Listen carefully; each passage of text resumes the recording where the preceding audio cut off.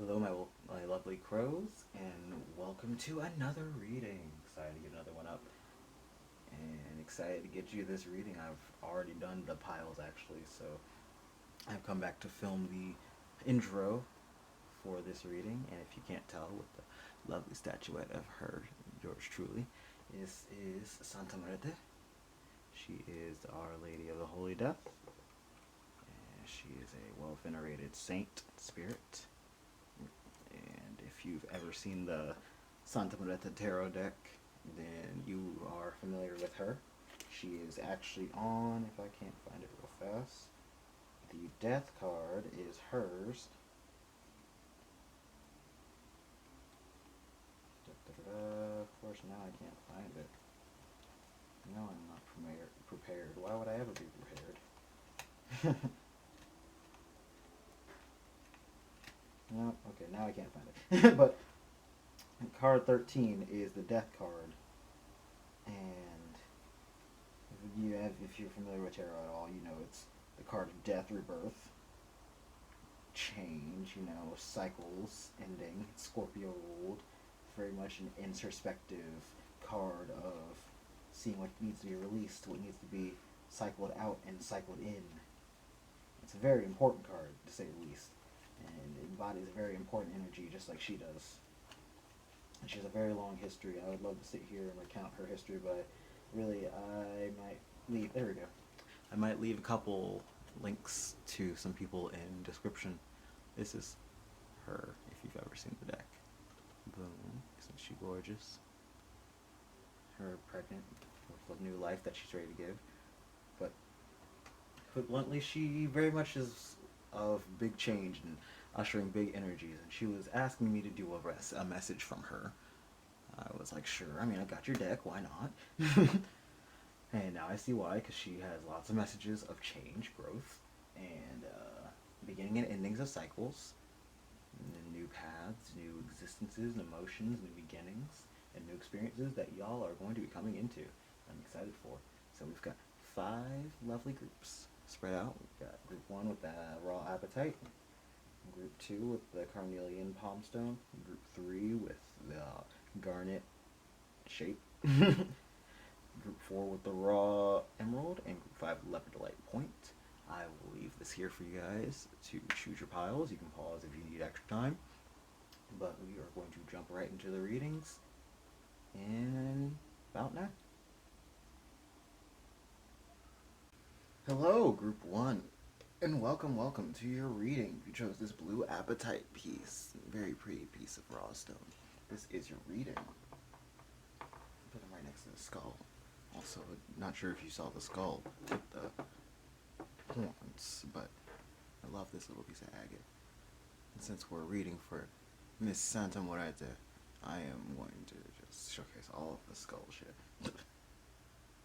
I've also got horns, but I'm not adjusting those again, so. But yes, this is your reading, your message from Santa Muerte herself. So I've got some oracle cards shuffled for us. Let's go ahead and, got the owl, which is one of her birds, I'm pretty sure. Wise seeing, wise action. Excuse me. Got trine sextile in reverse, symbiosis.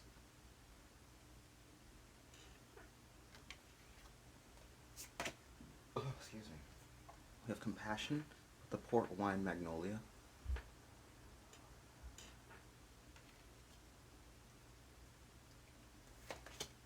Full moon in Capricorn. Take a reality check.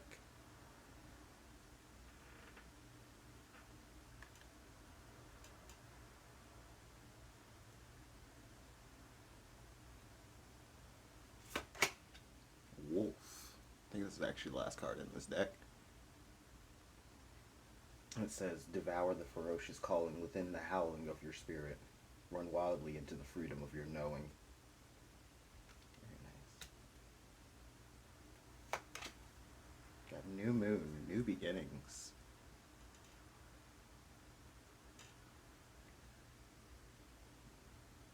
Got it down here. Saturn in reverse, truth.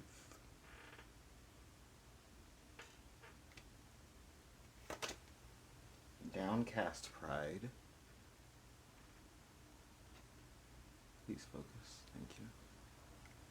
And, ooh, I never pronounce these right. Brute slang with cruelty in reverse.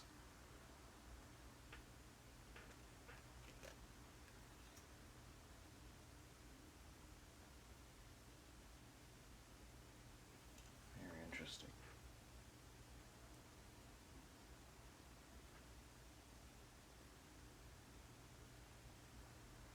You definitely need to turn inward more and be more aware of all that is being. I feel like you might be a very intuitive person, whether you are aware of it or not. You have a very strong gut instinct, a very strong knowing of what to do and what's right. Like, you might be one of those people, like, you might be an empath, group one. You might be the kind of person who walks in a room or meets a person and you immediately, like, reads their vibes. You might not read auras yet, who knows, but you can usually, meet someone, look at them, get introduced, and be like, ah, yes, I'm gonna like this person. You're a friend, or no, thank you. Please keep you away from me. You're pretty good at that. And Spirit's asking you to hone that, pay attention to it. Maybe a skill you've been taking for granted, and or maybe even ignoring, because with this cruelty in reverse, I feel like maybe you feel like maybe you've judged people too harshly in the past, and you jumped the gun. And it even ties back to that downcast pride, like, you're very humble, you're a very modest, humble person who you're quick to say sorry and apologize, make things right, and you're giving a very Libran energy, even though there's a Capricorn all over, Saturn Capricorn, which you would also very much have strong Capricorn placement, because honestly, both of them are very much keep the peace energies, whereas Libra is more like, I want to keep everyone happy and keep everything perfectly balanced and make sure everyone is kept stock of. Capricorn is more like the paternal energy of the zodiac. They kind of instinctually want to keep order. They might often take the leadership top dog slot just because they are confident in their ability to lead and keep things under control. And I feel like Spirit's asking you to channel that energy, both, honestly. Specifically, the Capricorn with it coming out both in Saturn and in full moon in Capricorn, which, can I count? What are we going into right now? I think the full moon we just passed would have been Libra, so Capricorn won't be until like 4 months from now, so like August, July, August, somewhere around there. I don't have a calendar on me right now, so I'm just guessing. But there might be some stirrings of some change and growth coming this August, this summer in your life, of you realigning with your goals and what you really truly think and feel, instead of trying to just keep the peace, keep your head down, and mind your business. Because I feel like you are a very empathetic, caring person, and you don't want to shake. You don't want to rock the boat. You don't want to be the one to cause bad blood or sour relationships, even though that would be just expressing how you feel. And you are often someone who listens and is able to relate, able to be that person that people can come to, and like almost like the therapy friend, which is not great because that's exhausting. Who's going to take care of the therapist friend? But also, friends need to get therapists if they're genuinely that like down bad that they need someone all the time. Regardless, you might be the person who wants to always hear people out, hear their side of the story, see the best in people. Even if it comes at the toll of your health, of other relationships, of honestly just being true to yourself. And even if in the end it all comes crumbling down, you're like, well, I held out hope, and it kind of was their fault in the end, so, it's fine. But Spirit's like, stop that. Miss Muerte is telling you, we're cutting that out. It's ending. You're not doing that anymore. You're over it. You deserve to be heard, do things, create, and be in a spot where you are able to trust yourself, able to be who you are with your chest, with your head held high, and believe in all that you do. Believe that you will be supported by those around you and not have to constantly be your own cheerleader. Because I know you know that you have all the power and the strength in you. You're very much a powerful creature, a powerful being. And you know all the things that you need to do that hold you back, that are otherwise detrimenting you. Like, you're very aware and self-aware. You give very much a high priestess energy. It's like you're very aware of the things that hold you back and stop you. It's just like implementing the fixes, actually stepping into your power and feeling like you're noble and stoic and not just a dick. Which I know is hard. You may have had it happen to you before, that people were like, you vent too much, or no, that doesn't make sense. You're doing it wrong. You know, people trying to convince you that you don't know what you know, and that's not what you're trying to do. You're not trying to like speak over folks or tell them how to think. You just want them to know that some of them might be thinking crazy. Some of them might have some little out of left ideas, like, it's not, that's my opinion with like racism or something. There's no water under the bridge there. I'm not gonna be friends with you if you're racist. That's just like a long and a short. And if someone's like, well, no, you're just being a mean and selective. You're just being as judgmental as them. It's like, no, I'm just respecting myself and the people around me that I care about. You can't be bigoted and then also hang around me, who is part of that minority group. But that's just an idea of kind of what I'm trying to talk about. I'm kind of all over the place right now channeling. But you have all the answers, and you know what is working, what is not working, who is working and who is not working. And you have the ability to be as firm. Don't have to be... Why I got the clip from SpongeBob where Plankton was like, you need to be assertive, and SpongeBob put his hand in his pocket like, beep beep. That's spirit at you. You need to be a little bit more assertive in your power and your authority and what you know, because you have a voice, you have these visions, you have this power and strength and ability, and you need to actually wield it with confidence. Not be afraid to hold your wand, to hold your stance, and to hold your place. It's what you deserve and what you have. I mean, you may have messed up. You may have gone through these same things. I feel like people may be mirroring past experiences that you have dealt with, which is why you're so like set off by their behavior or the way they're treating you. It might be either mirroring something that you've been through, or it might be mirroring even how you used to be and act and behave. And you're just like, oh boy, I don't like this. Get away from me. And you're trying to move into a better, beautiful energy. You're trying to grow and heal and continue into a brighter future, a more aware and more prosperous way of being. And you can't do that. You can't soar if you are constantly just cleaning up other people's messes and trying to almost like hold their hand through the process. Because group one, I'm going to be real, you probably did not get your hand held through this process of learning and stumbling and kicking your toe into things over and over and over.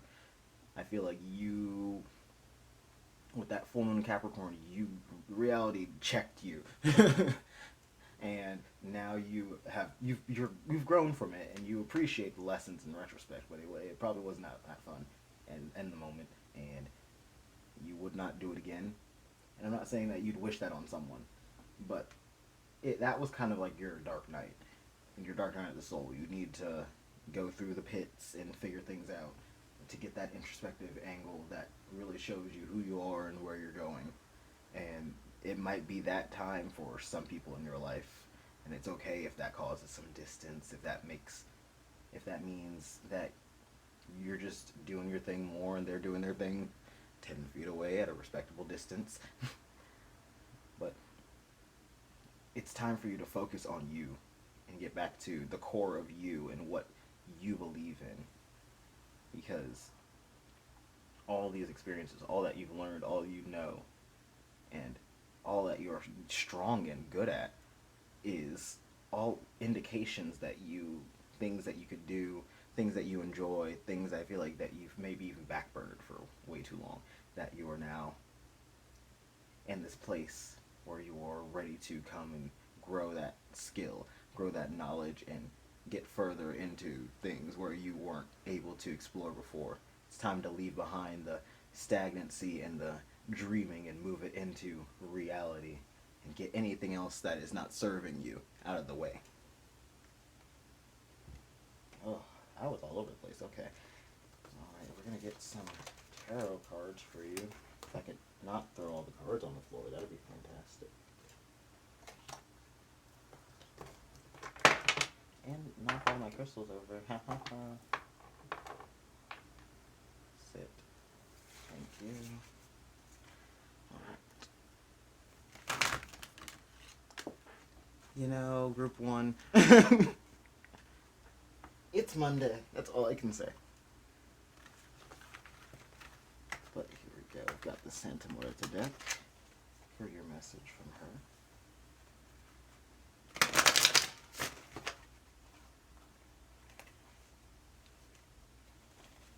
Are you just cleaning drama out of your life? I feel like I said this a lot. I see a card flipped around in the last reading, but are you just Marie Kondoing your life, removing things that don't serve? All the cards that are flipped around. Multiple. I thought it was just one.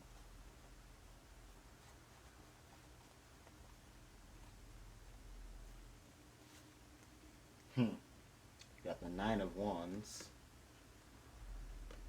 Eight of Swords in reverse. And the Four of Pentacles in reverse. Do you want me to take these? Yes. Okay. Interesting. And the bottom deck is the Five of Cups in reverse. Very interesting. Definitely. You're in this time of clearing away with this Nine of Pentacles, especially this image. You're like clearing out all of the harvest. Anything that is ready to pick and or not going to yield. I feel like you've been circling your mind for long enough and biding your time and resources is what I'm really getting. And it's time for you to split the deck, Queen of Swords. It's time for you to come into your power, take these experiences, this learning, this pain, and this time that you've had in your mind space, torturing yourself, I'm hearing, that Eight of Swords, and put it to good use. Break out of this shell, this cycle, and grow, improve your situation, because you know now what is meant for you, what is not. You know how to honestly self-manage. I feel like it might have been a skill back then that you were struggling with resource or time management or just self-management, emotional regulation or interpersonal relationships might have been failing. You may have even struggled to hold down a job for some of you. You may have maybe not have had like a steady source of income, and now you're coming into a place of stability. With this Five of Cups in reverse, you are balancing out, you are healing, growing, moving on from this. You're really finding your footing, your place in the world, I'm getting. You're stepping out of this bubble of inaccessibility, of discomfort, of worry, and you are finding your footing again, or finding your footing anew if you never had it. This might also, like I said, include removing some people, some things from your life. I really feel like you might be, for some of you with that job the job changing, or studies. If you're in school, you might be switching majors or even leaving school if you just realize this is not it. This is not working for me. I thought it was going to work. I thought this is what I wanted to just major or study in, but never mind. You know, it's reassessing. It's stopping and really start taking stock of how you're feeling and how things are treating you. Hello, card that's flipped around. Page of Cups in reverse is flipped around in the middle of the deck. And I think I will take him, yes. You're really getting back in touch with your emotions, getting back to basics, maybe even doing some inner child healing, a lot of self-love and self-care work. You're going from in your head in a unhealthy way to really introspective and in touch with yourself and making sure that you're always in alignment and true to yourself and no longer fooling yourself playing games and beating around the bush to justify things that don't serve, that aren't helping, that are otherwise meant to just not be here. They maybe had a purpose in the past, but you've outgrown, that you even kind of just went to out of necessity or security or comfort. And now that you have moved out of this survival instinct energy in this, I've gotten back into what do I need, you know, really touching base with yourself and your needs. Now you're like, oh, well, don't need this, don't need you, no thank you. It's not an immediate process and it's not linear, so no blaming you for it taking time and being a bit of an uphill battle. That's life. Similar to a saying, death takes time, decay comes with time. And, ooh. Alright, clarify the 9 of Wands for me, please.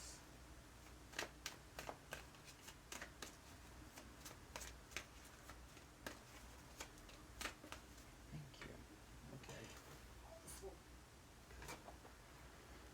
We got the Queen of Cups in reverse. Swords for me, please.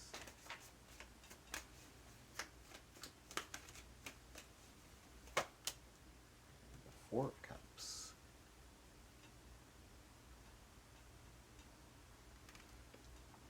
Clarify the 4 of Pentacles for me, please. Oh, thank you. The 8 of Pentacles in reverse.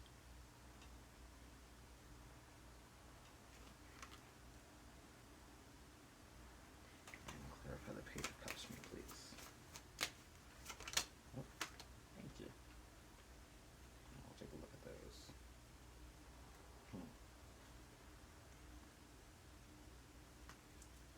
Absolutely. 9 of Swords and the 6 of Swords, both reversed. Those 2 cards.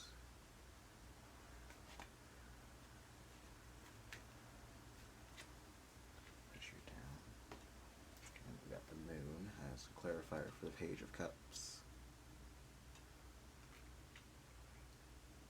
And the bottom deck is the Tower. Absolutely. This change is coming. This has been a long time coming. It's been very much a building energy. And it is now time for you to reap that reward. I'm like seeing like a Jenga tower, and you have been just whittling at it slowly but surely, and it's very precariously stacked, and you're just watching and waiting because you see this person you're playing with and you know they're about to knock it over, and you're just waiting with your hands just like, yes, do it. That's how you're feeling with this thing, this change that's coming. You've seen it coming, you felt it coming, you know it's been coming, and you've been waiting for it as you more and more with this Page of Cups in reverse clarified by the Moon. You've been really getting in touch with all the things that you've really just left untouched. I feel like you've really, in your past, in your recent past, even now, in this Queen of Cups reversed, you've really just left your emotions out to dry. And it's been hard. Maybe this is the only way you could cope or deal, or the only way you could survive. You've been in a, like I said, very survival mode, and no one's been here to take care of you, I feel like, and that's very unfortunate. I'm sorry. And even if no one's still here, even if you're the only one here loving, holding, cradling your heart, Spirit saying, take, I mean, most point that, I keep saying Spirit out of instinct. She understands. But most wanted to understand, and she says that you're healing. It's time. You've been leaving it to the side for 5 minutes, for later, and someone else will help me one day, but I feel like you've seen time and time again that people just kind of disappoint you, that they don't live up to what they say they can bring for you, they can help you with, that they can do for you.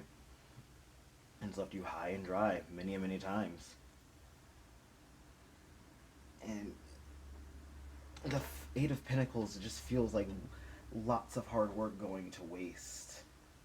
So maybe this has been like I said, over and over in relationships, or a pattern that's been happening since you were younger that you've just seen grow. I'm also noticing that we've got 4-8, 4-8. It's very much a pattern that you've noticed in your life that has come with you and has culminated to all of this trust issue, all this insecurity, this fear and doubt and anxiety, and the emotional spear that you've just quelled, you've squashed down, and it's not your job to be strong all the time. You shouldn't have to always put up a front of, I'm fine, it's fine, this is fine. No one should have to put up a front, period. But, unfortunately in this human world we have to. But I feel like it's really just worn you down. You're getting jaded even, to the point that you're just tired of people using your generosity, tired of people pretending that you don't know anything, but then also running to you for everything.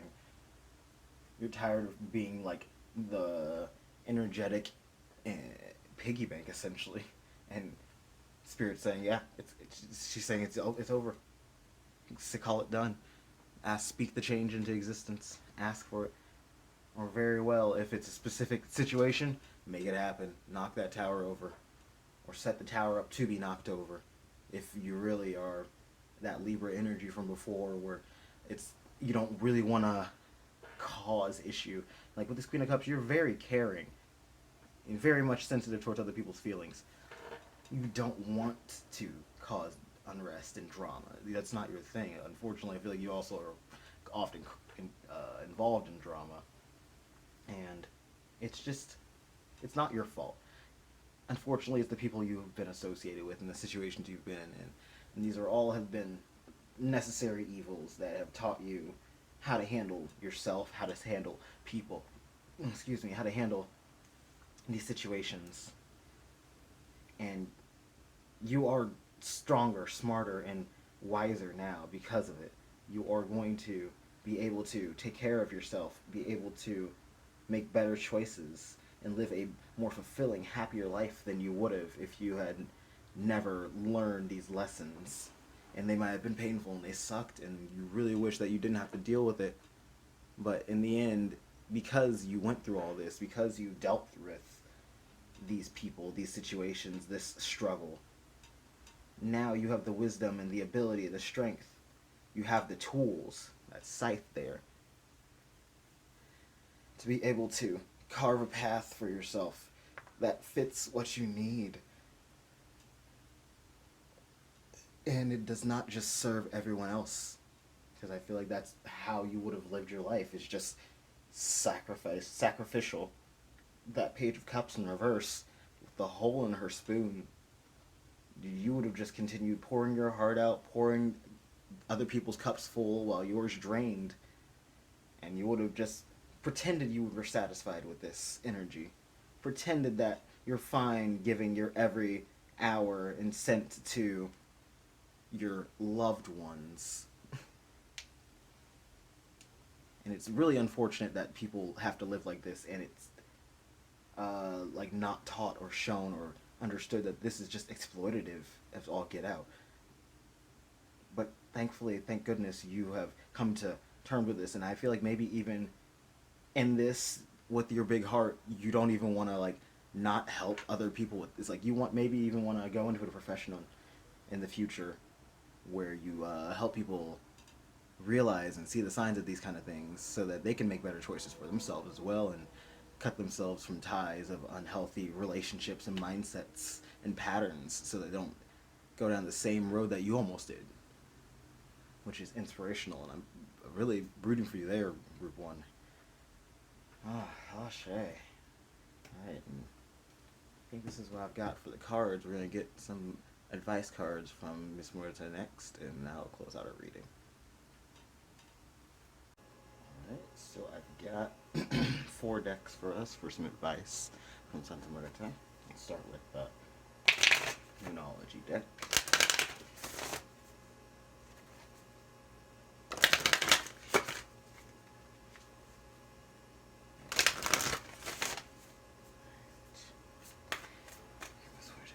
Advice for Group 1 in this deck, please. Alright, thank you. You've got confidence is your key to success. New moon in Leo in reverse. You've got 2 Leo moons actually, because, yep, don't let your pride get in the way. Full moon in Leo, also reversed. And if my camera would focus, that would be great. You were doing so good. Thank you. Our bottom deck is already red, yep. And how do you want to fall? Upright. What do you need to release? Waning moon. Absolutely. You've got nearly the whole moon cycle. You've got a new moon, full moon, waning moon. I know you had a new moon and a full moon in your the previous cards. So really you're getting through and dealing with some cycles. And she's really asking you to take a look at all the things that don't serve you, all the things that you have been dealing with. Really take an objective look at your life and how you're living and what you need. Check in with yourself. If you don't journal already, I would really recommend you start that. But just keep track of your emotions, how you're feeling, how you're thinking, and what it is that you really, like, you're looking for, you find yourself needing or missing or longing for. Really keep track of that. If you find yourself irritated or tired or bothered by something, keep track of that. If you are feeling great, keep track of that too, because you want to make sure you know what it is that makes you happy, what it is that you can lean on or rely on when you're in a bad time, having a bad day, just need to pick me up. And if that includes asking for some space or asking for some help, keep in mind that your loved ones, they are there for you, they care for you, and they do not wish ill upon you. So if you're worried about maybe I'm going to be too needy, or I don't want to look weak, or I don't want people to think that I am now suddenly like incapable of taking care of myself or taking care of a situation, like I'm getting for some of you maybe like if you are in a place where you might need to borrow money or like you just need a little help either financially or emotionally, and you're worried about people seeing you as just weak and needy in that sense, and that you're going to need to be supported and held constantly and coddled. No. You know yourself. You know you're strong and you're willing and capable. You've been through a lot. And just because you need a little break or a little help, or if something goes wrong and you're in a mood, or, that's no indictment of your character. That's just how it is. That's just what that's what you're looking at. That's how life works sometimes. And God forbid some of them need help, because I feel like if you're worried about these people, anyone, mind you, you have been busting ass for people for a long time now. You have been putting yourself to the back burner, self-sacrificing for God knows how long. And if you cannot at least get part of that energy returned in gratitude, then, and at the very least, like, support and understanding, then really, I feel like that's just disrespect upon you, and you don't deserve that, and you can casually kick those people to the door and find yourself a circle, or look for people who will actually listen, care, support, and look out for you. you don't deserve that mess. I'm gonna get a card from this deck. Mystic Shaman deck. Ooh. Oh, oh. This card fell out, Completion. So let's see if that one pops back out.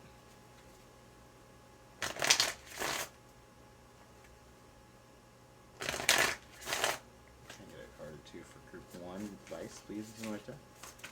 Okay. Is that 3? 1 second.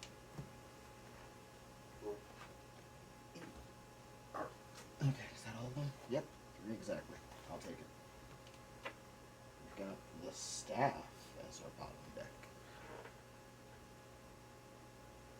Very nice. So we've got Middle World in reverse. The Witness in reverse.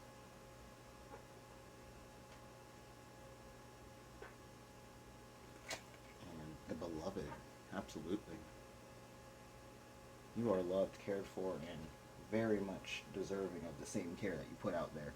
Even if these are things that you're doing on the DL, even if they're like thankless jobs, like taking care of kids or family members, just generally taking care of the house and making sure that everyone is looked after and everything is in order.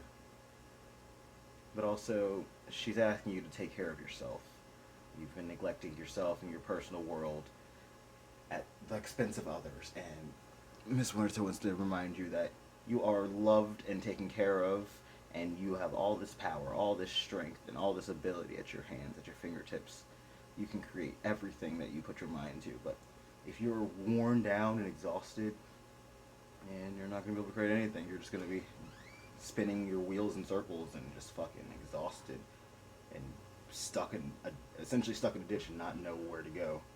So know that even if you feel like you've got to keep fending for yourself, you got to keep taking care of everything in the regards in the world around you, take a step back and breathe. The world will not burn if you're not holding a fire extinguisher and wait. And if a little fire starts, it can wait until you get back. It's a small fire. Note, I am not a firefighter. Please put out your fires when they actually start. But especially with the Beloved in this, I'm really getting a sense that you need to cherish yourself for all that you do, and those around you who do treat you right and care for you and are there for you, who support you. Whether it is just you, or Spirit, or some good friends, whoever it is in your life who is on your side, on your team genuinely. Never be afraid to reach out for them and ask for support, or ask, for some time, for some energy, for some help. Because they care, and they wouldn't be in your life if they didn't care. Especially if you guys are like close. I'm getting that this is someone who's close, or like I said, if it's you, then you very much are in touch of what you need and just need to be refreshed on it, brought back to center. Wow. How many cards at me, man? A Divine Masculine falling out of the deck.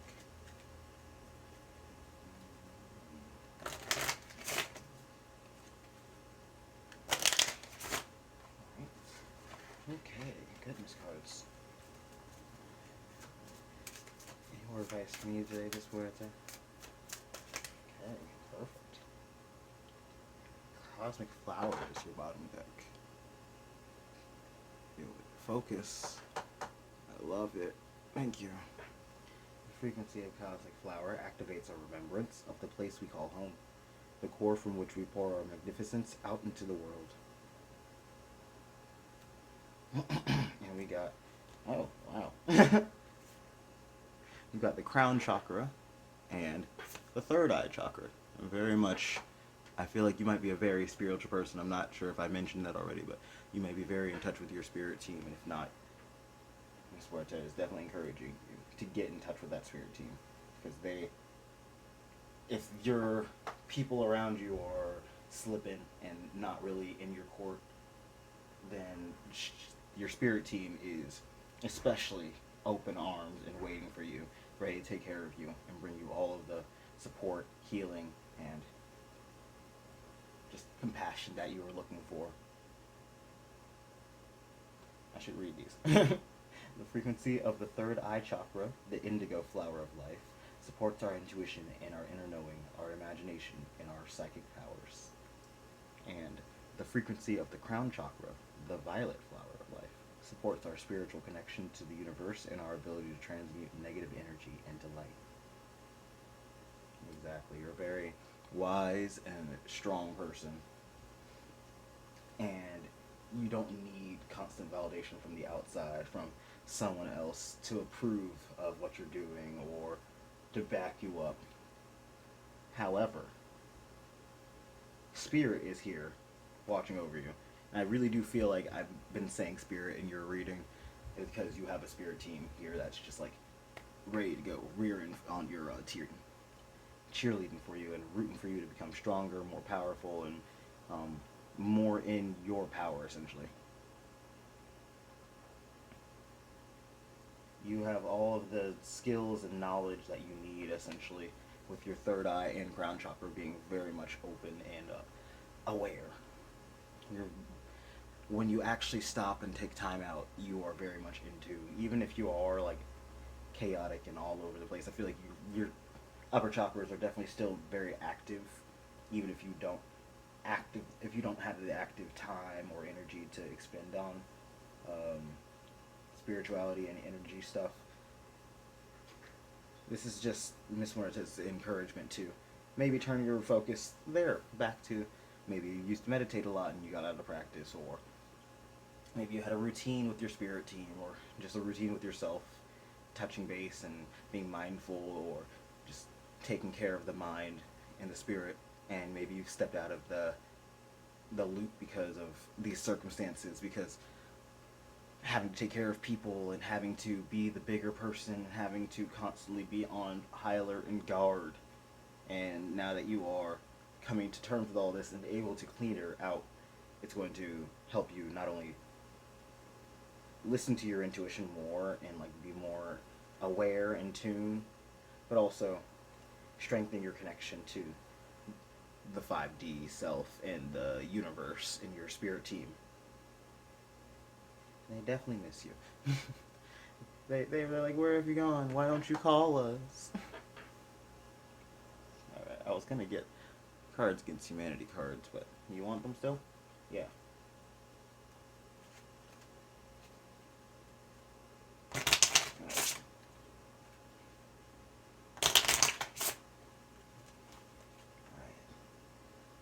A couple cards. Group 1, please. Card advice, please. Miss Muerte. Okay. I made it very neatly on my crystals. So our bottom deck is public ridicule in reverse. I speak English sometimes. We've got giving 110% in reverse. Flying sex snakes in reverse. Binging and purging. And African children in reverse.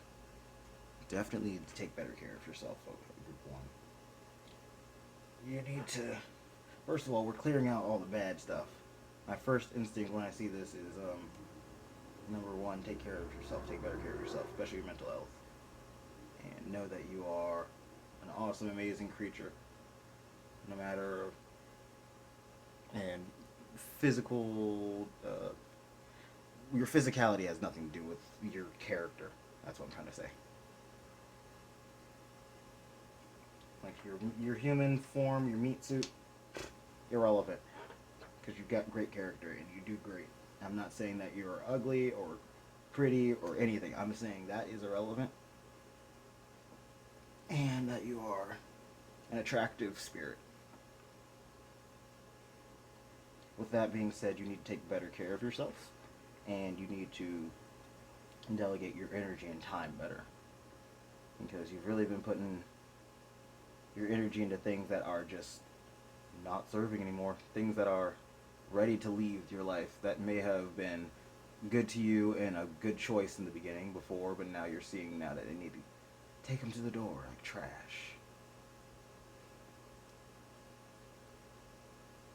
Don't feel bad about setting stronger boundaries with people who maybe you were more open with in the past, and people whom you may have took you for a charity case and for someone who was a lot more compassionate, a lot more, I'm not saying that you're not compassionate, but maybe someone who thought you were just a pushover, you know. And that, like, oh yeah, I can just step in here and do this and get this, and they'll just be like, yep, thank you, come again. No, no anymore.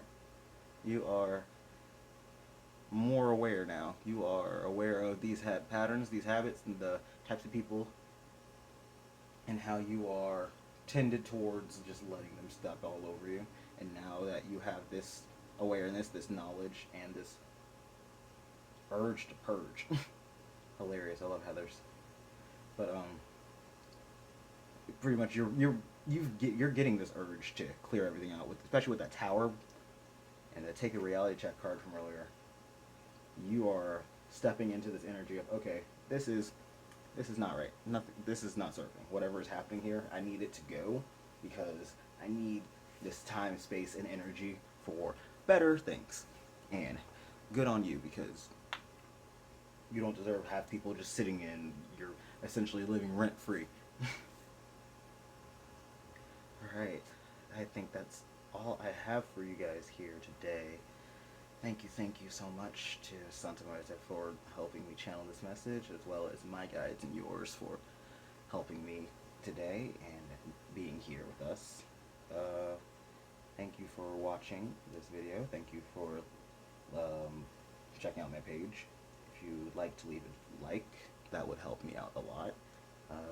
Check the description for private readings and any social media and or the cards that I use in this reading. Otherwise, I will see you in the next one. Be well. Hello, Group 2, and welcome. You chose this Carnelian Palmstone. This is your group. Today we are asking Miss Muerte for a message about pretty much anything. I've left it open to her. Excuse me. And I've shuffled some cards per her guidance. She gave you quite a few. I tried putting some back. I was like, one of them, I was like, 3? All 3? And she was like, yes. All of them. So we've got Midnight in reverse. Which says, the most magical hour of all. Freedom with Chilean Jasmine.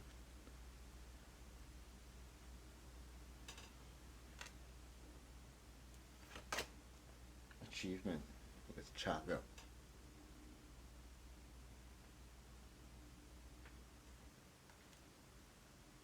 I see a panther back there too. Healer 22. I'll read these one by one. So we have healer. If it'll focus, I hope.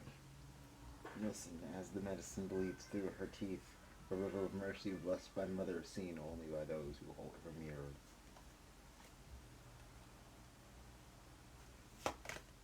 Ancestors.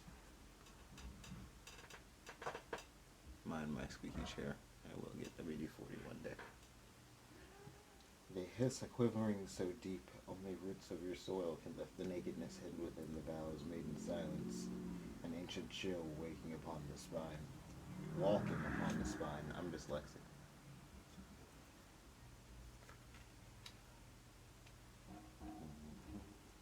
And the third one, this is the one that was like 3. Dark Moon in reverse. Flip that around. In the dark of your heart lives a new breath, waiting for you to release its ghost.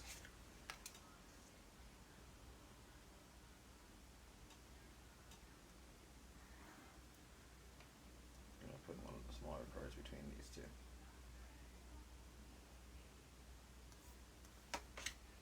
Selenite in reverse. Purification, Moon Magic, Energy Shield. Can you fit there? Yeah, it's got the thing. Libra in reverse. Balance. I balance. I just lost a card under the desk. 1 sec. Yeah, I'm gonna put you over there. If you don't mind, excuse me now. Like I said, she got you a lot of cords. Let me go retrieve the one that just fell. You fucking come back here. Awesome. Alright, continue. You got last quarter moon in Pisces. Take less, feel more.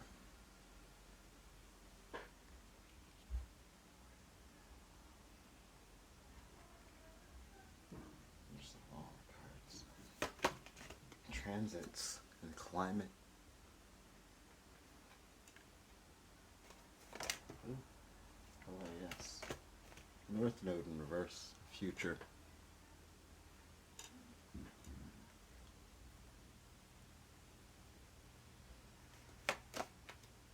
Addicted.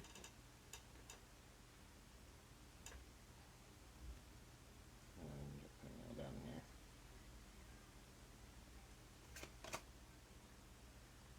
I'm gonna pronounce this wrong. Bagcast.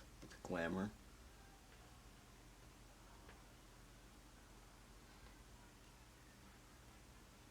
And oh, okay. It keeps falling out of my hand. I was the one that backflipped on the floor. And it was originally upright. It's a good thing it landed again. Nessie, longevity.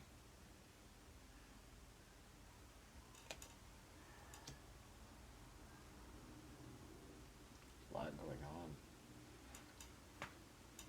Big energy going on for you. You got a lot of threes as well as repeating numbers. 34 is here twice. That might be something important to you. Might either be 34 or those two numbers might be very important or lucky to you. Or 7 might be a big number because I've got 55 and 22 if I can't, let's see if I can't find it again. And 11. I've got 55, 22, 11. So repetitive numbers might be a sign from either your spirit team, your ancestors, or just a sign of good luck and good things coming to you.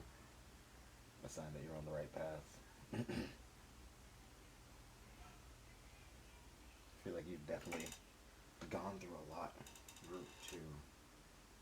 And you definitely put on that facade of just having it all together. You're pretending that you're all good, and you kind of take things on the chin, even if it does affect you more than you would like to let on. I feel like you kind of, whether you want to or not, have taken on the peacekeeper role.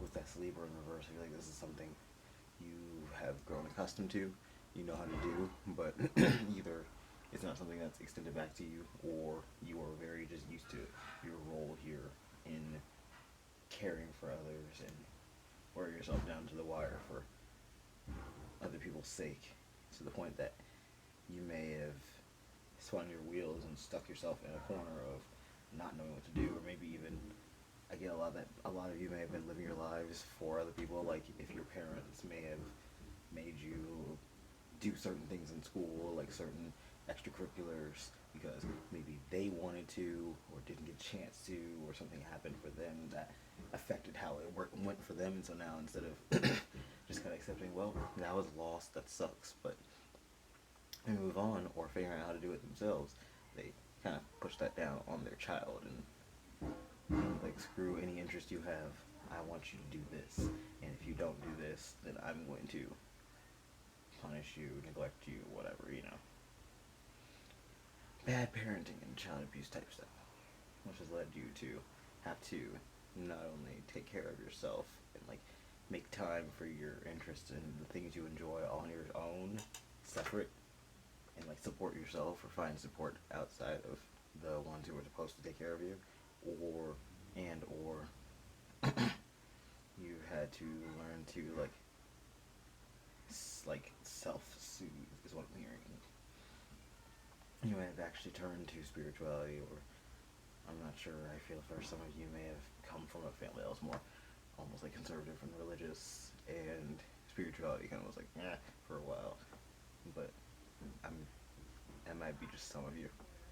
For others of you, you may have turned to spirituality, or just like the greater unknowns. I feel like some of you might even turn to science, because these, with either science or like mythology, or what do you call those, cryptology, the study of cryptids.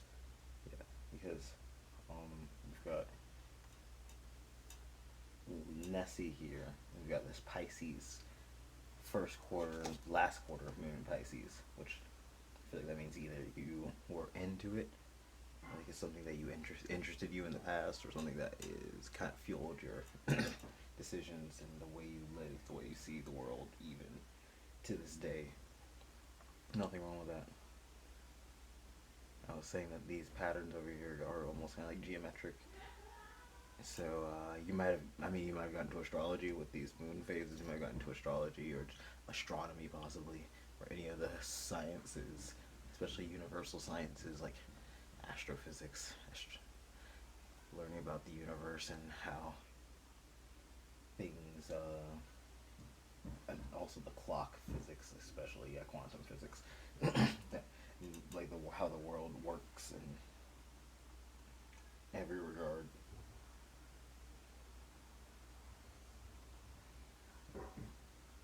Just wanted to is asking though that you take care of yourself. You just take a step back.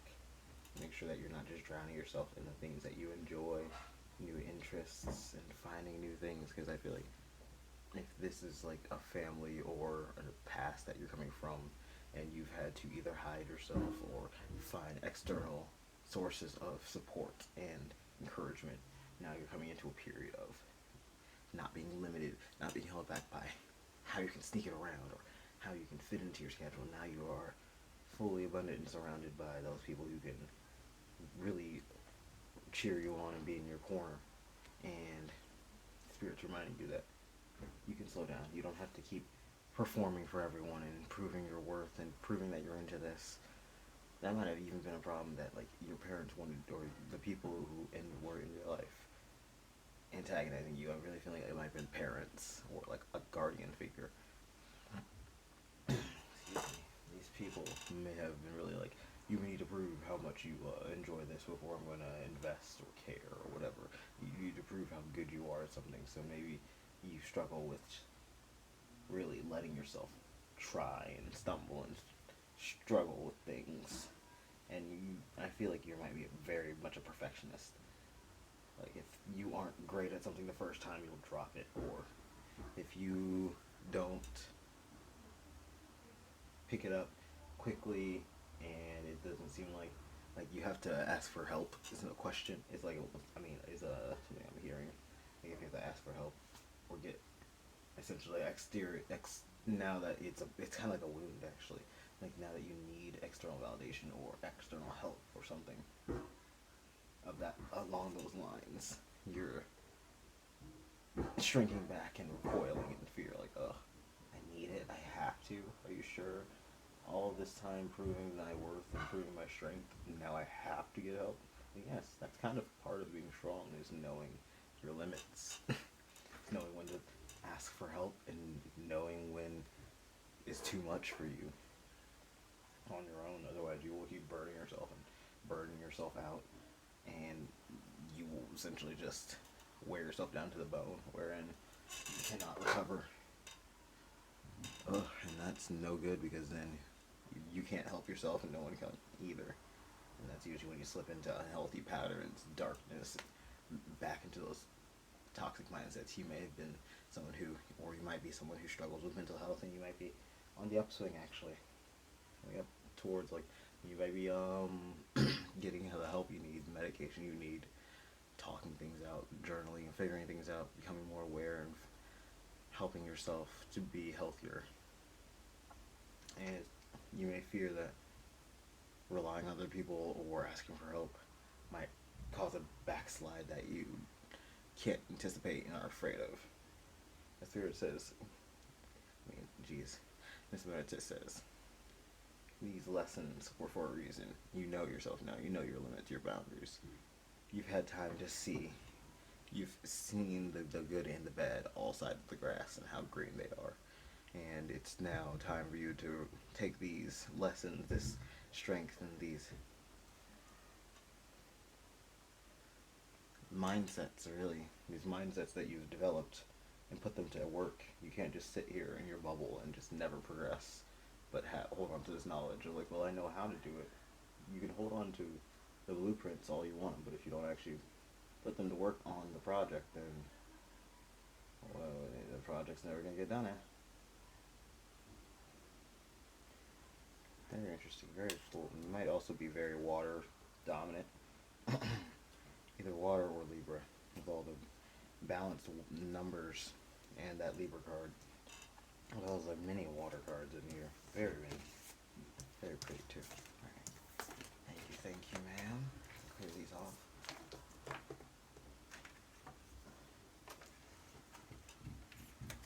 Hello, little rose quartz. Make sure to take care of yourself. Alright, group 2, let's get some tarot cards. So we can get some more messages from Miss Muerte. I cannot shuffle today, jeez.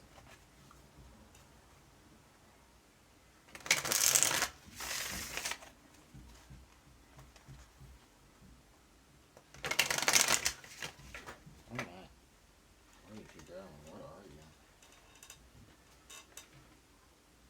Goodness.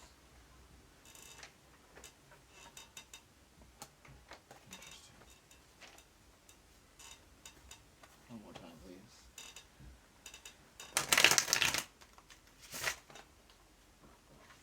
Thank you. Alright. It's a hell of a deck. Okay, goodness. Oh gosh.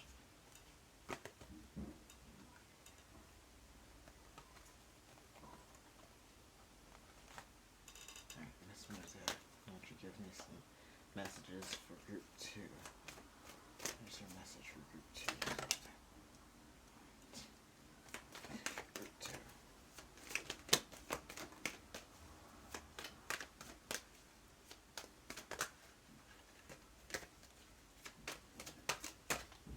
Awesome.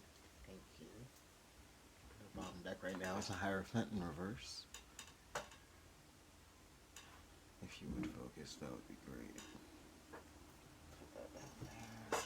My card will fly off too. Awesome. We got the Ace of Pentacles.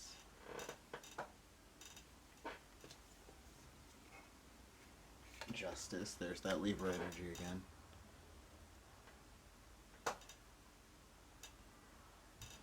I just wish my camera would focus. You got the Five of Swords in reverse.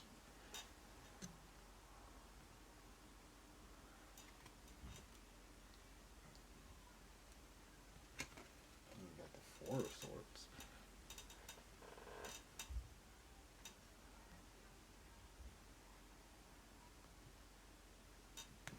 Very much echoing what I said before. You have all of this opportunity, skill, and knowledge, ability. And your biggest fear is your mind, really. You're holding yourself back because you're dreading backsliding. And I just noticed really quickly that you have the 5 and then the 4. You're afraid of going backwards. If resting means backwards, if pausing means backwards, it is not. She wants to remind you that taking a break is not a weak sign of weakness. Asking for help, or also another message, change your mind, going back on something you said, being wrong. Those are not weakness. Those are human. Sometimes we take a step back and we think, or we get a new perspective, and we're like, huh, well, guess that was not the way I thought that was. And you move on. You learn your lesson. You take your L. Life's all about learning new things and experiences. You'll never know everything. And once you accept that and you just open yourself to learning and, taking your wrongs and cherishing your rights. But not overinflating them,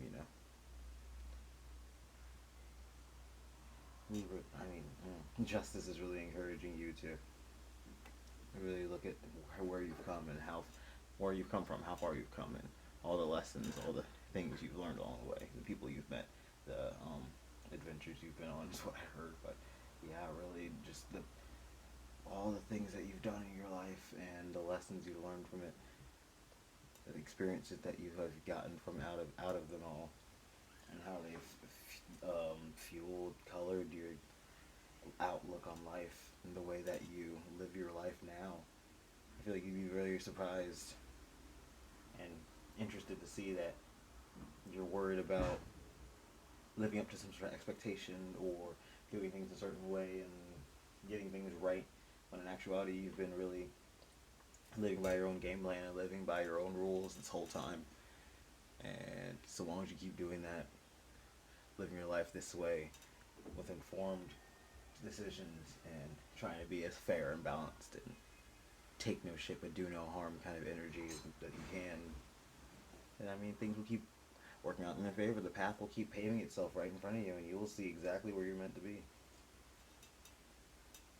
Like, you're afraid that, like, that's not gonna work out, but I mean, has it not worked now? Sure, I mean, don't live your whole life off the seat of your pants, but, like, life is full of unexpected twists and turns and blue shells thrown in your path. Don't know where that came from, but okay.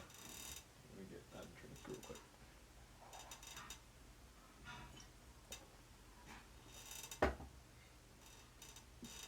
Excuse me. Very interesting, though. I want to get more cards for you. Clarify the Ace of Pentacles for me, please. Okay, goodness. I'll take that then. I saw that one earlier. I really wanted to come out.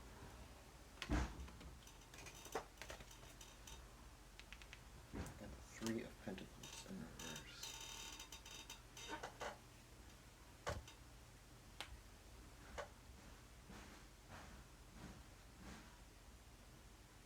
Oh my god, my camera is just failing tonight. Thank you. Goodness. Oh, I just dropped it here too.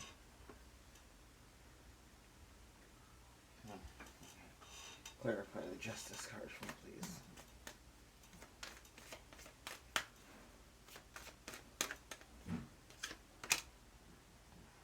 Got the Nine of Cups in reverse.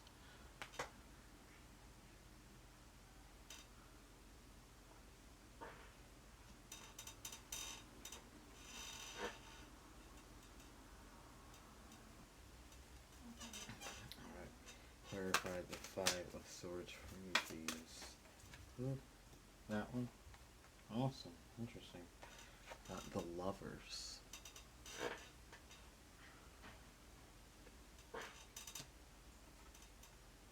The Two of Cups was shown to me. Clarify the Four of Swords for me, please.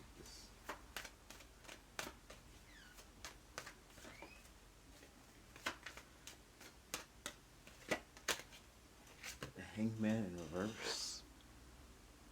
If you wanna, that would be great if you just, whatever.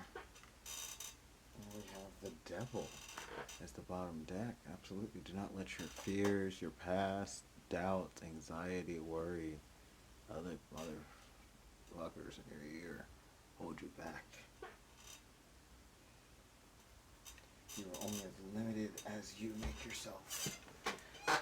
Asterisks, you know, there's financial things. Unfortunately, we live in capitalism, but, you know, pretty much the sky is what the limit.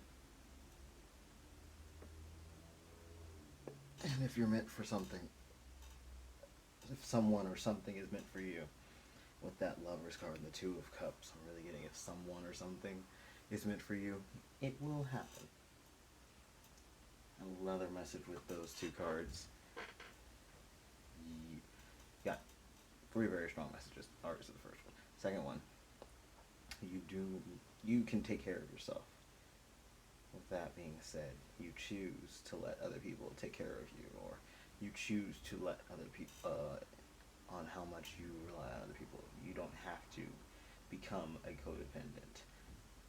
I feel like you really struggled back and before, possibly with codependency and having to get everything checked with other people and having to really compromise and kneel to other people, whether it was intentional, like you were insecure and you went to them for validation, or someone made you like this, like someone put you through this and made you check in or asked you constantly for validation in that kind of way, or made you feel like you needed their validation.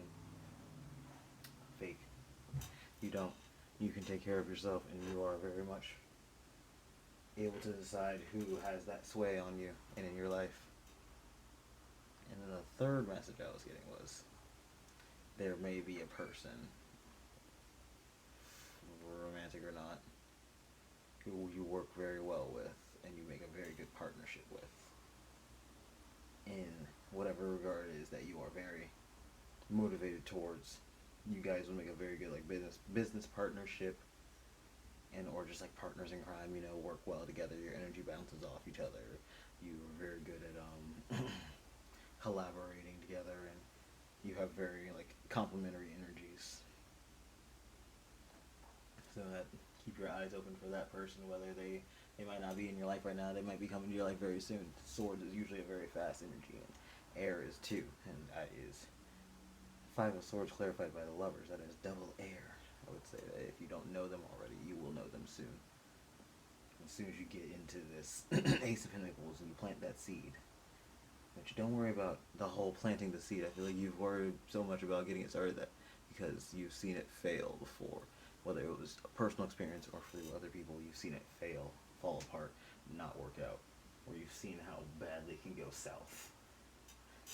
Maybe it's, for example, maybe you've seen you are interested in, like content creation or something, and you've seen people like sink their whole livelihoods into making YouTube videos and live streaming and thousands of dollars into like equipment, and had it turn out to be absolute nothing, complete sink of money, and seeing them completely ruined.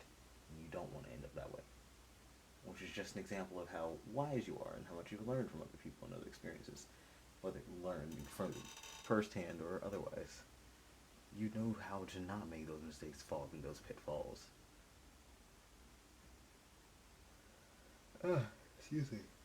And that is exactly one of the biggest strengths you have in your court, is how to avoid some of the worst possible scenarios, just because of how wise you are, how much you've lived, and how much you've experienced and seen. Which I love that. It really helps you, excuse me, it really helps you not stagnate. Like once you get this off that ground, I feel like if right now you might be on the planning phase, figuring out how to make things happen, all the moving parts that are going to have to take part, and where to go. But once you get all of this, like all the things on the drawing board, and you know, figure out where everything's going to need to go, and actually get things moving and rolling, things are just going to flow. Like it's going to suddenly be like breaks off. You're going to be so surprised. You're going to feel so free. I think freedom was one of your cards earlier, but I just free, limitless, another word. And you're gonna feel ridiculous for doubting yourself and being afraid and like worried that things weren't gonna work out,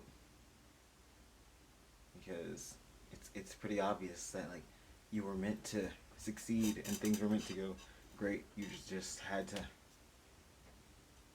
figure things out, and even if it took some failures, that's just life. Alright, that's awesome. I'm going to get you some advice cards from Miss Muerte in just a second. Alright, so we're going to start with this Moonology deck, the other Moonology deck, the first Moonology deck.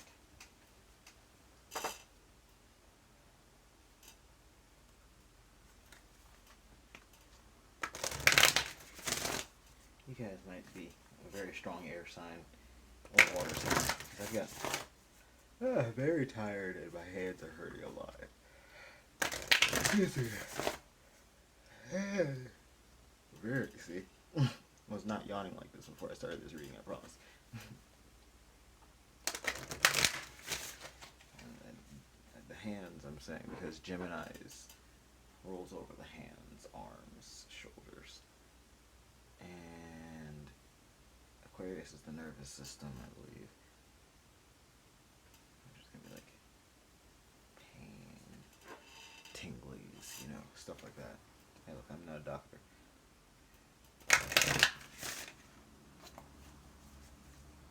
Okay, 32. What advice do you have for them? Let's put it there.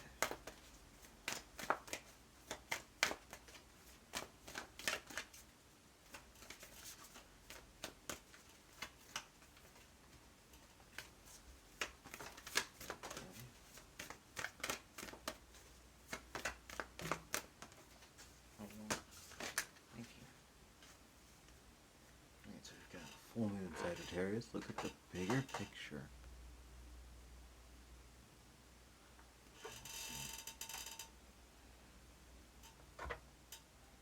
Give me ants. Oh, a lot of Capricorn. Your hard work is paying off. New moon in Capricorn. Bring love into the situation. New moon in Aquarius. More progressions. And the end of a tough cycle approaches. Full moon in Capricorn. Reverse. She's just reminding you that you're out of the scary, you're out of the woods is really what she's saying. You've already dealt with the pain, the suffering, the struggle. You already learned your lessons and built your muscle. Also, we got the devil over here, which is Capricorn energy, and we've got the new and full moon Capricorn. Very interesting. I know I already threw out about the zodiac signs, but you might have strong Capricorn or Saturnarian influence, especially since all three of these are Saturn ruled. You also have, again, an inclination towards figuring things out and trial and error. Saturn rules over karma and risk. So you've definitely had to take a couple of L's and seen other people do the same to learn your lessons. You might also, for a few of you, be going through your Saturn return soon. You'd have to look at your chart for that. But you are definitely moving into an energy of more peace and less struggle, and no need to worry about falling back into those less than stable times anytime soon. Once you, if you are in this period of low, expect to come out into a high soon. This is not where you're going to settle and stay, because things are coming to a head. Things are coming to abundance and to growth. Capricorn's all about stability and achievement, fiscal and financial financial growth. So you will be taken care of in all realms of your world, and especially in the physical, if that was a worry at all.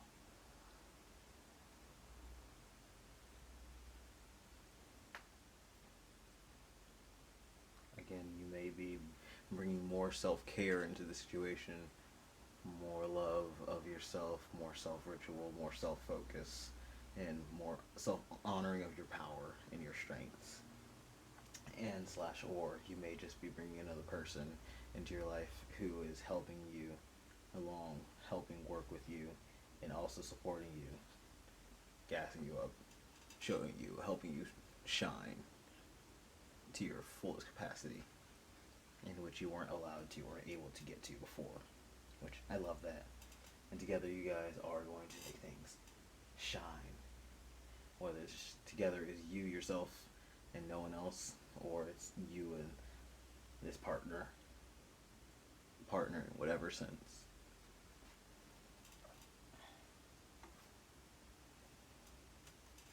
Let's get some of these soul journey cards.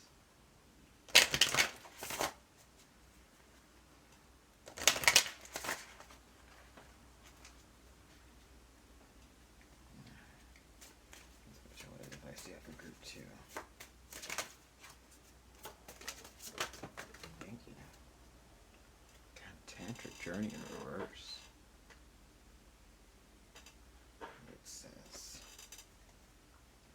The frequency of Tantric Journey helps us unlock the hidden knowledge and wisdom that we intrinsically hold about how to reach a state of wholeness and completion through our sensual experiences with ourselves and with another. there's that self-love and or a compatible energy again. Right now, where have my cards thrown themselves today? She was being chaotic. There she is.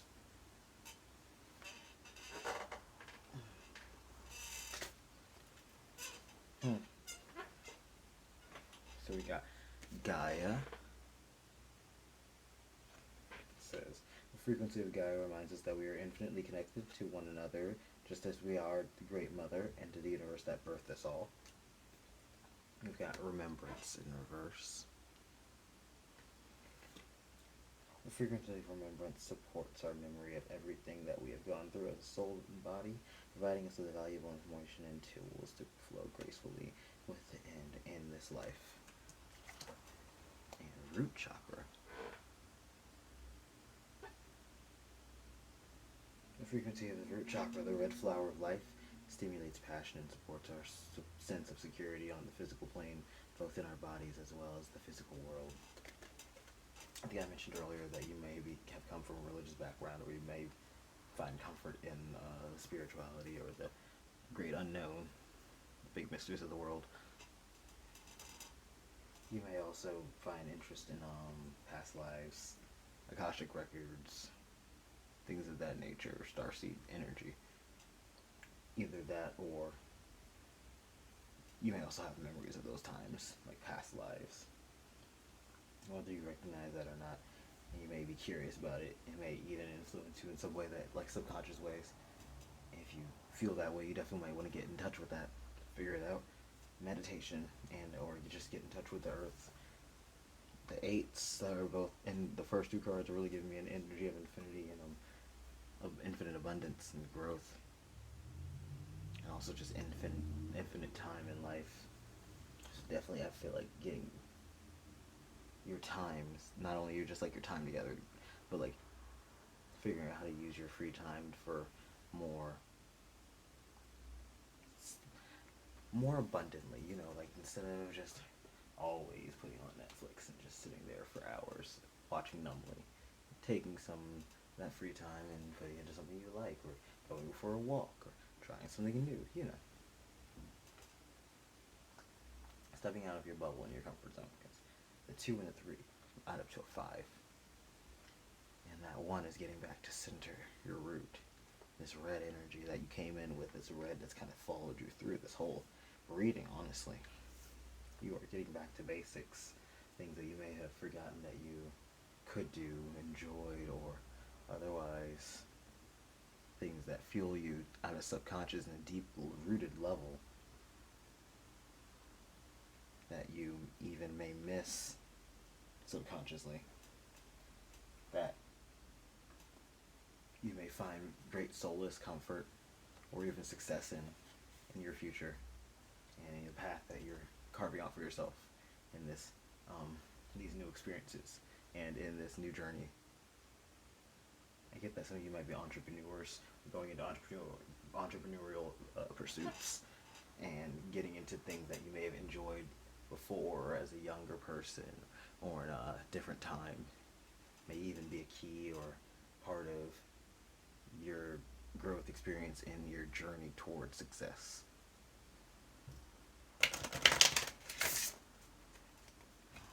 Interesting group too. Loving this for you guys.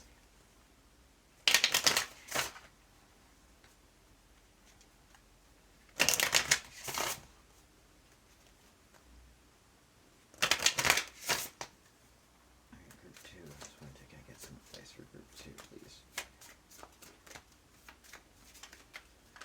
Goodness.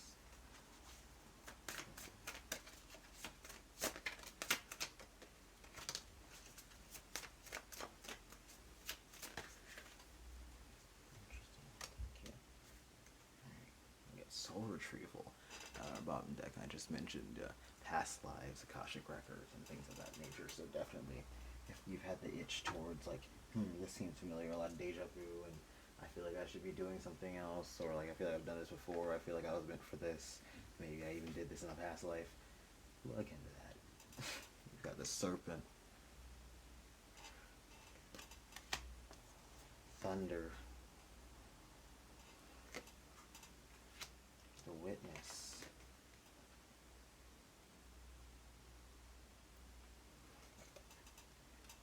And the hunter. Interesting. Absolutely, you are a powerful crafter of your own destiny, and you have been crafted out of not only great pain and struggle, but also many long learning experiences, lots of karma and lots of lessons have been taught to you. Not only through like personal experience with this serpent, like I feel like you are a lot of power tightly wound and coiled up through, maintained and grown and developed through lifetimes of shedding and like slow, meticulous travel. And also with the witness, you have 46, 64. Just noticed that. The witness, you've also laid witness to and gone through experiences that have shaped you. Maybe not firsthand, but you have learned, heard, and otherwise absorbed these experiences.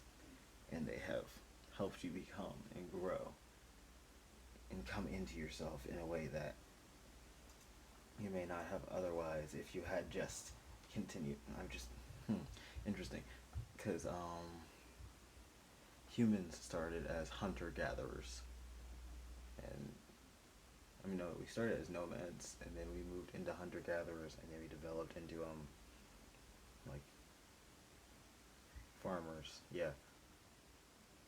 So very much it feels like two things I'm getting.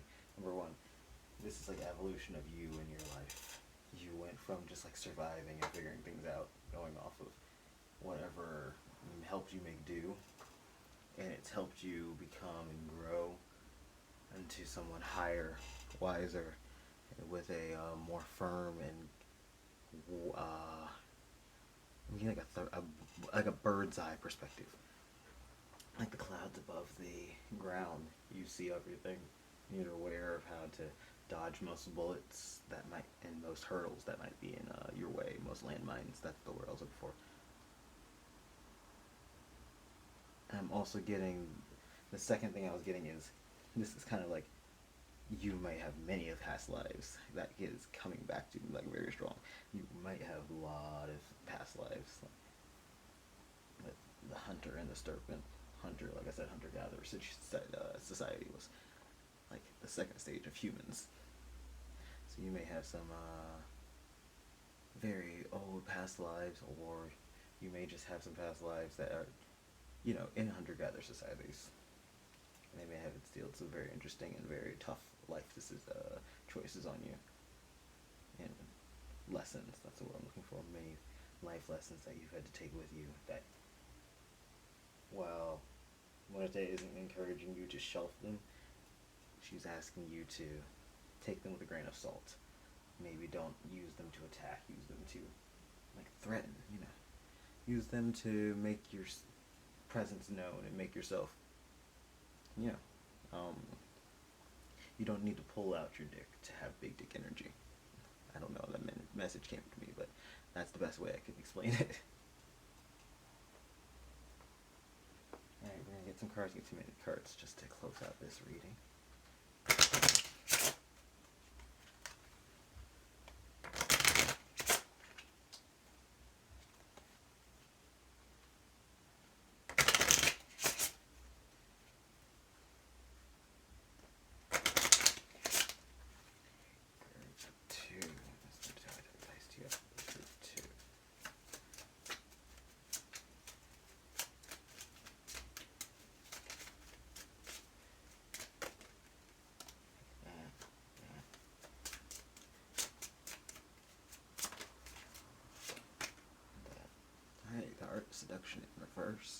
bottom deck is active listening in reverse. Interesting. Someone needs to listen to you is what I heard. It's time for someone to listen to you. Yeah. Outer Seduction, Darth Vader. And Tangled Slinky. Absolutely. Darth Vader's really giving me the thunder energy again. Once you get started, once you find your voice, your footing, even though it may have taken a lot of pain and struggle and not so great things you may not enjoy, miss, be proud of even, you have learned to be you are becoming the best version of yourself because of the things you've done, because of the lessons you've learned, because of the life that you've lived. And honestly, you wouldn't be the same you if you hadn't gone through these things. And she's really patting you on the back. You really have come a long way. You've grown, survived, thrived, all of the above. And you are coming really into your power now. It is time for you to embrace all of the hard work and effort you've put in. There was no Seven of Pentacles. I'm really getting that Seven of Pentacles. It's time for you to embrace all of that, all the seeds you've sown, all of the time and effort you've put in, and waiting and patience and trial and tribulations. You have untangled your slinky over and over again, and you have kept it. Actually, you made me look over. Maybe this is my pile, because I have a slinky that I have had since 8th grade, and while most slinkies I end up destroying and mutilating within like a week, as you do as a child, I have kept this slinky completely intact and relatively unscathed since I was like 13. And I feel like that's you. Despite all the twisting, you could have ended up a villain, a Darth Vader. But despite all the twisting, all the BS you've had to deal with and put up with, you are still powerful, but not like manipulative powerful. You know how to get things done, and you are wise beyond your years, but it's not in a deceitful, distasteful way. And she's really given applause for that, because, like I said, a lot of lesser people would go through the same things and come out a weaker, worse off person, and you really made it work. And it has taken a lot of effort, and it's paying off, don't you worry. It may even be paying off as soon as this, especially with the progressions, this Capricorn and Aquarius new moon, whenever that is, or even sooner, because it said Capricorn full moon. It might even start Capricorn full moon, which I did this last time. I think some other pile got something with full moon Capricorn. I think, yeah, they had, pile 1 had in the other Moonology deck Capricorn full moon. And I blindly guessed because, God forbid, but I know we just got through Libra. So that means it's going to be around 4 months from now, which is like August, so like maybe you're in the planning phase and still figuring it out, getting all the kinks out still. And it's really going to start popping off around Capricorn full moon time, and then really by Capricorn new moon and Aquarius new moon, you're really on a roll, and everything is just flowing, and you're unstoppable. And it's that Hangman reverse. You've been let down, you've done your time, you've figured things out, and you are an unstoppable force now. And I am rooting for you, Group 2, because that is great, and I love that for you, and you deserve this success and to thrive and be the very best like no one ever was. And I love this. Oh, God. All right, Group 2. That's great. Great messages for you. Great reading.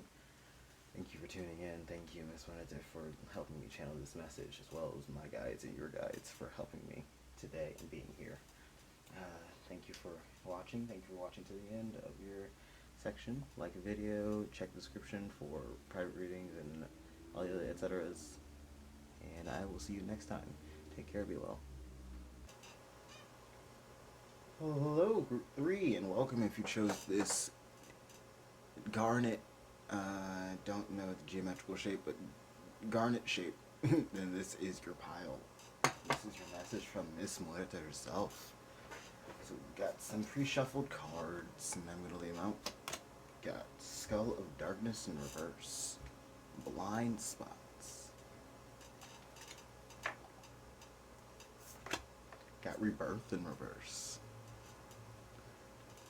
And it says, "There's death in all that awakens, for it isn't blissful nor painless. It's mighty, rising on the flame." Oh, geez, I can't read. Try it one more time. "There's death in all that awakens, for it isn't blissful nor painless. It's a mighty rising, O flame resurrected." Sometimes I try to read upside down, and it works out. Other times, well... Got last quarter moon in Cancer. Take a breather.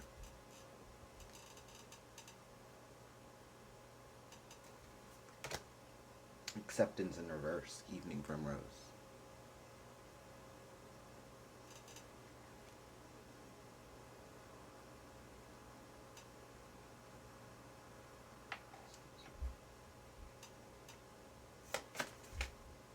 Guan Yin, the goddess of compassion, in reverse.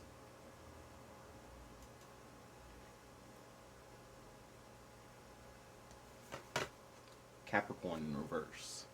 Achieve.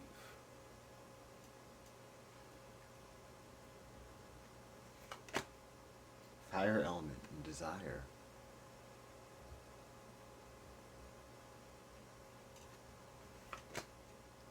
Fated to suffer.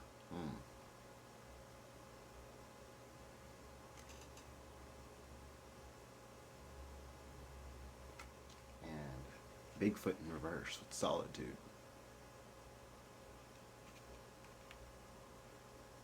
I'll bring you down here actually.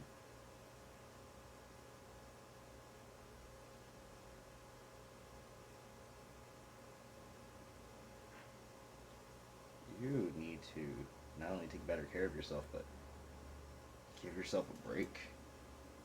Not just this card, but I feel like you work very hard and you fail to see how much effort and time you spend doing, not only for your others, but just in general. You might be the mature one, the caretaker, like you might have younger siblings to take care of, or dependents, children, elderly people who rely on you. You might also just work in a profession where you take care of people. Like you might be a nurse, a caretaker, pet sitter, or pet. You work with pets. Just generally any sort of field where you are caretaking or otherwise responsible for people. And I feel like whether it's your job or it's something you just do because it's the people around you and you love them, you want them taken care of, you're tired. It wears you down. It's not selfish to want more than just to be the one who takes care of people and the one who does for others. That's just natural. Everyone deserves to be spoiled and taken care of, and no one should have to be the sole responsibility, the sole pillar of strength. And this Skull of Darkness, especially right above the Capricorn card, I feel like you've noticed and you're aware of these patterns, of this way that you've been living, wearing yourself to the bone, and honestly it's kind of taking what you've been given. And it's not without trying. Like, I feel like this is maybe even the end of a cycle for you, or epiphany or realization that you were trying to get out of these patterns and you slipped back into them, or you've been trying to figure out what it is that's been wearing you down, exhausting you, and you realize like, oh, I see. It's because I have not been resting, taking care of myself, and honestly letting myself be taken care of. You may even be an isolative type person, which I get it. No, nothing wrong with being a loner, but with that you might also bring with you an inability to like be more vulnerable and open and a bit able to accept care and compassion and reciprocation of help and support. This might be something you're just still working on, whether it's finding those people you can lean on and rely on, or just breaking these patterns of wearing yourself down until you are forced to stop. It's a process and it takes time. It's a lot of hard and thought and processing things, figuring out your path and figuring out where you're supposed to be, what you're supposed to be doing, and how to balance things, how to make things work for you, so that it's not like you're completely giving up your power to someone.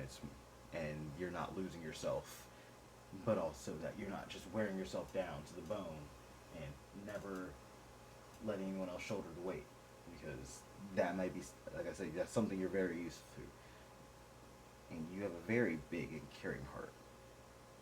And we don't want you to lose that. We don't want that heart to go cold and become jaded and broken and closed off because you feel like no one's here to support you, no one can support you, and you don't deserve it or anything like that. It's not that you don't deserve it, it's just, it takes time to find and figure these things out. And there's no shame in not having it all together immediately and right now.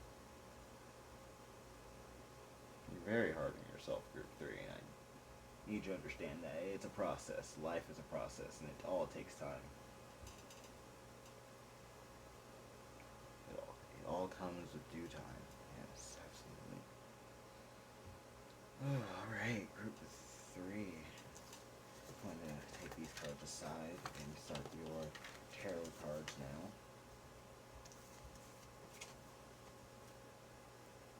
Awesome. Let me get the Sentimental deck out here.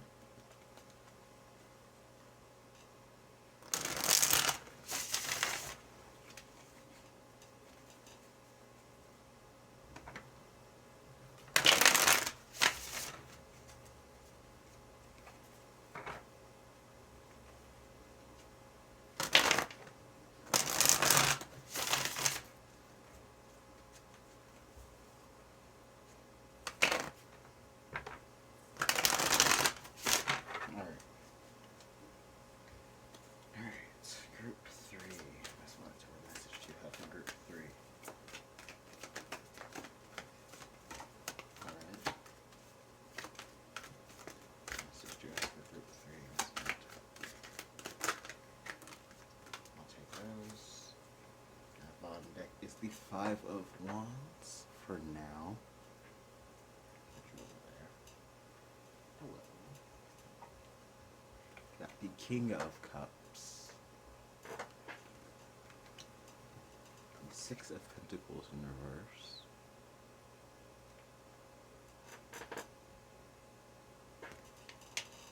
The Ten of Pentacles in reverse.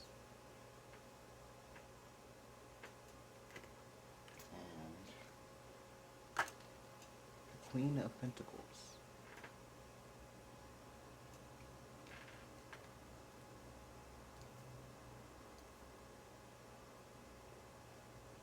Absolutely. Very loudly that same message. You are a very caring person. We don't want you wearing yourself down by giving your every hour to the collective, to those who you care about. Even if you love them and you want them to do well, and you could take care of them, it's not your job to be everyone's mother or father and take care of them, everything at every time. Even if people make you feel that way, even people even insist that you have to. And I get it. There may be situations where, you have a kid and you have to take care of them. Or like a pet. Or someone dependent on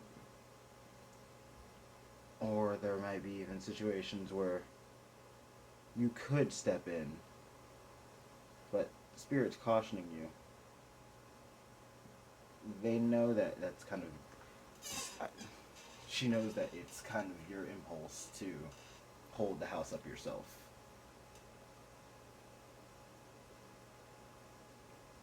You very much are someone who could, on your own, hold up a whole household and take care of things. Like, some of you might be single parents. I'm really getting that. Like, you're having to be both the stable, breadwinning, take care of everything, but also the emotionally in tune parent. Which, I mean, every parent should be like that. But, you're having to shoulder it all on your own, and balancing responsibility and free time and taking care of family and stuff is tricky. And she's saying it's okay if you slip up sometimes, or if everything's not perfect, or if you need to reach out to help friends, relatives, those around you who care for you. It's not a sign of weakness, and it shouldn't be some point of contention. If they hold it over your head like that, like, God forbid, that I need help. I'm so sorry that I'm a human being who cannot do everything all at once all the time. I don't have 8 arms.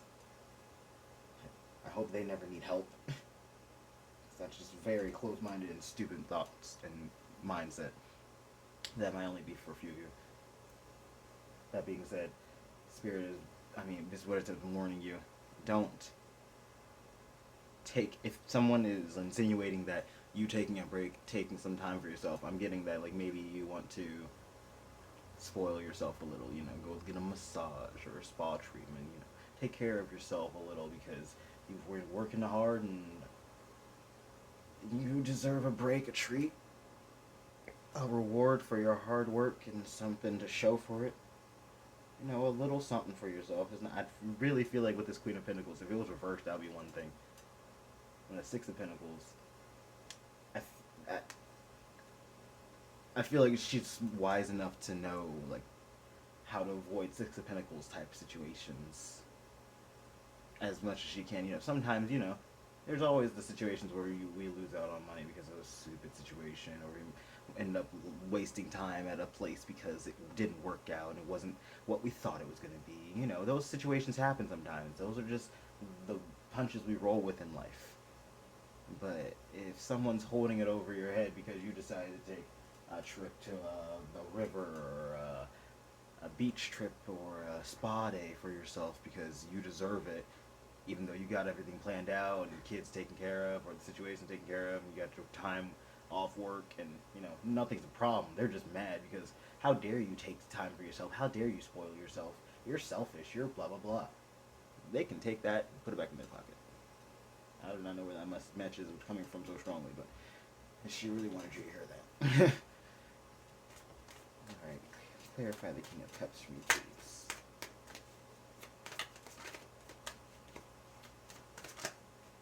One card for me, man. Clarify the King of Cups for me, please. Okay. I'll take both.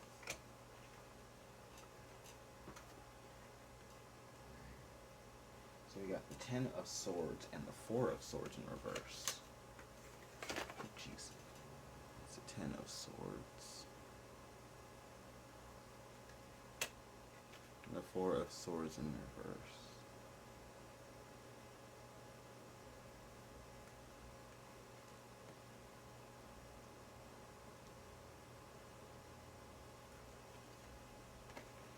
Alright. 6 of Pentacles for me, please. Thank you.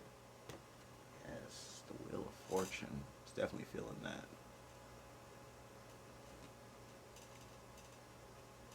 Clarify the 10 of Pentacles. Oh, damn, that was fast. Knight of Pentacles in reversed. Ironic how fast that came out. One of the slowest cards in the deck.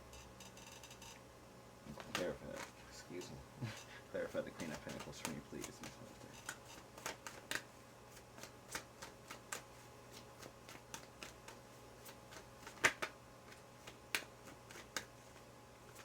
Okay. Huh. Got the 8 of Pentacles. And our bottom deck, which is why I laughed, is the King of Pentacles. So, I'm not sure if you have someone in mind who you were hoping to work with and share time with.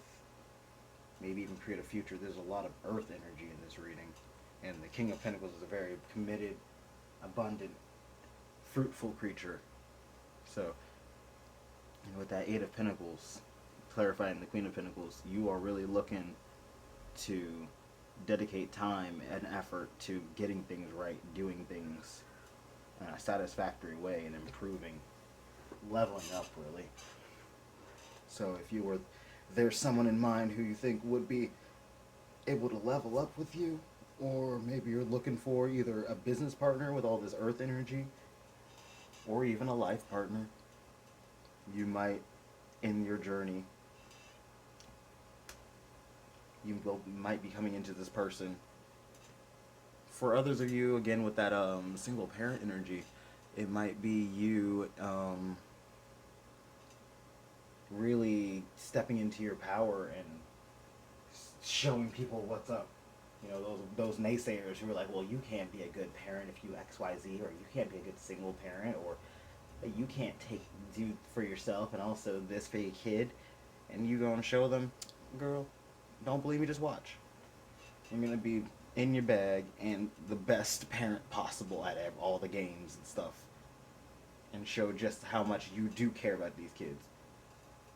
Because I feel like you have been bagged on for your how you think and how you feel for too long. Maybe you've been someone who keeps to themselves and tries to keep quiet, you know, not trying to stir the pot, disturb the peace. Understood. I can respect that. But some people take this silence as an indictment, or otherwise just as proof of your character, and it has caused problems, tensions, even like breakups of friendships, families, deteriorations of relationships.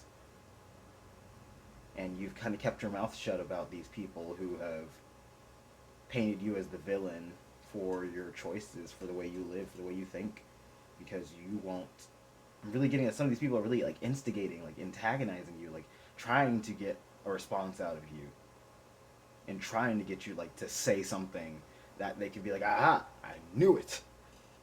And maybe once or twice you did bite, and I feel like this is really in your past, like once or twice maybe you did bite and give in to their ridicule, and they took that and they ran with it, and now you've learned and grown, and now you are more stable and secure in how you feel, how you think, and how you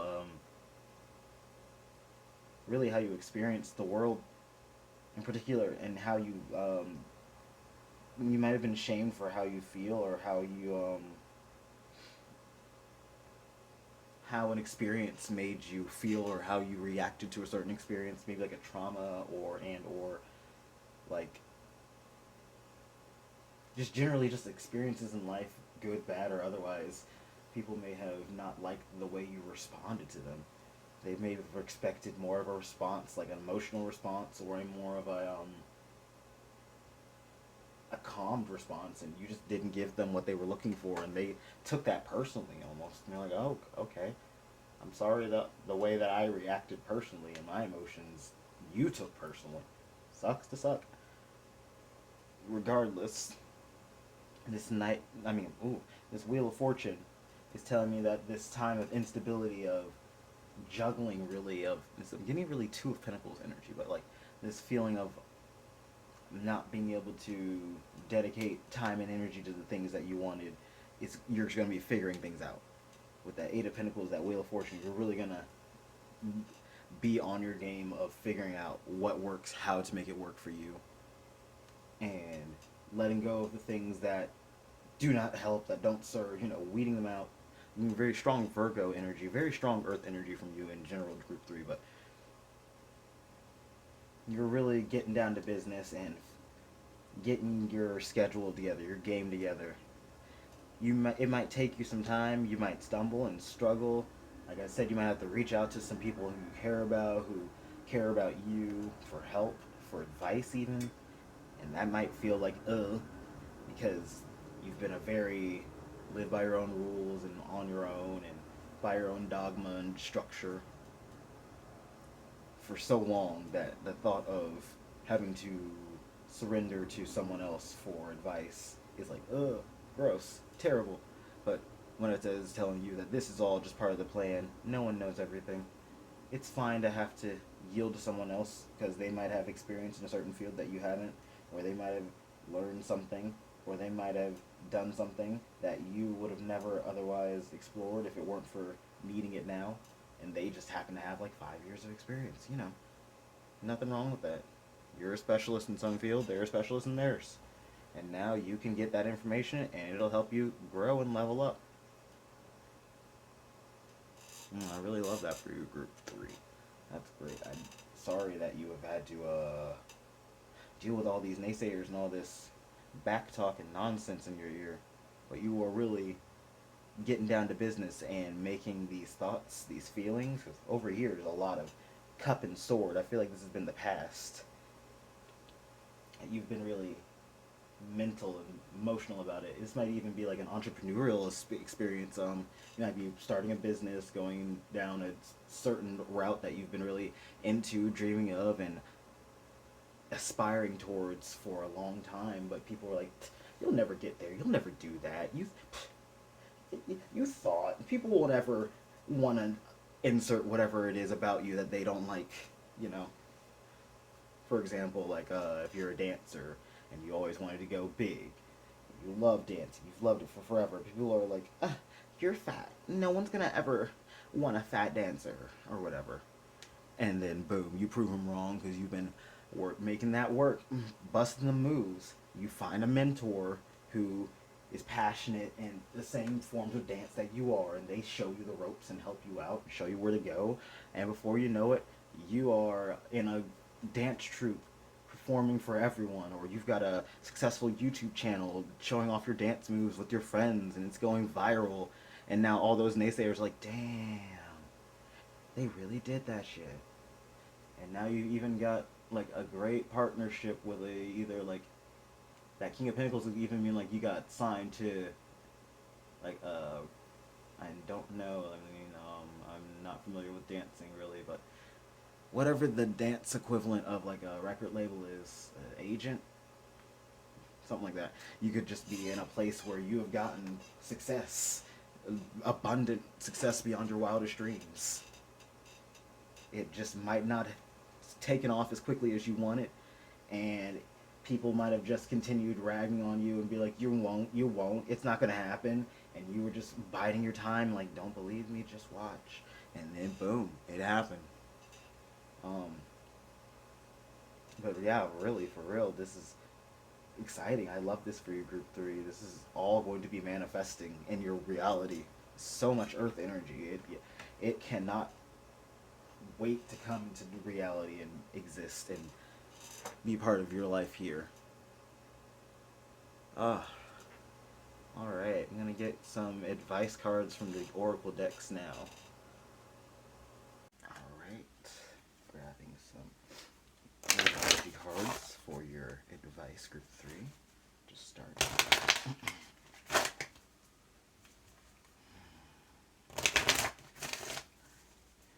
Miss Muerte, what message and advice do you have for Group 3? Okay, need more advice from Group 3, Miss Muerte.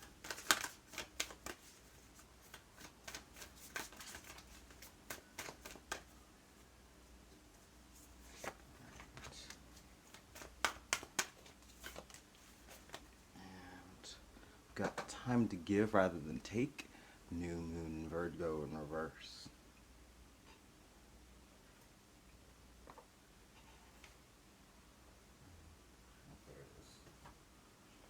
Surrender to the divine, full moon. Your hard work is paying off, new moon, Capricorn. And, oh goodness, cannot keep this card straight. Have faith in your dreams, waxing crescent moon. Absolutely.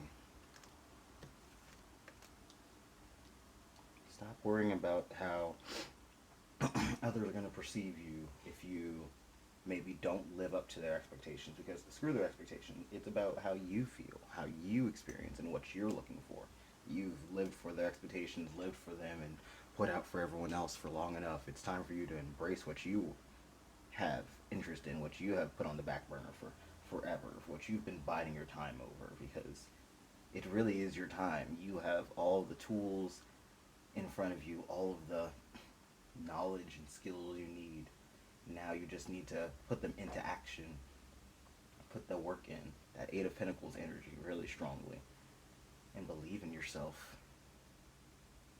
It's okay to have a little bit of confidence. It's not, I know, in especially like tarot and spirituality, we talk about ego and existing from ego, but having an ego is not bad. It's just living through entirely ego, you know, putting out a front and reacting entirely off of a pride that may or may not be wounded. That's not healthy.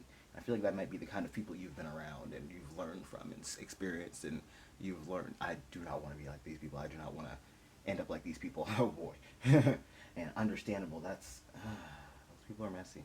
And those people will probably put in your life to show you that lesson, to even that everyone maybe won't be in your court, everyone might not have your best in mind, and everyone might not believe in you, but even still, you are powerful, creative, and just a powerful force, really, Group 3. You are able to not only feel and be empathetic and caring and have very strong understanding emotions, but you're also able to handle the world around you and handle yourself, even despite that, those strong emotions and feelings and what might be happening in your internal world.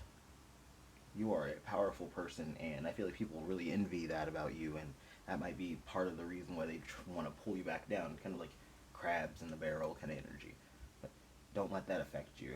Don't let them get to you, and don't let them think that you have to suffer and be sad and stay in a certain place or stay in a mindset because they're not happy or they aren't doing well for themselves, or because they want you to be on their level instead of elevating to your level, which is what they should be aspiring towards. Absolutely. Alright.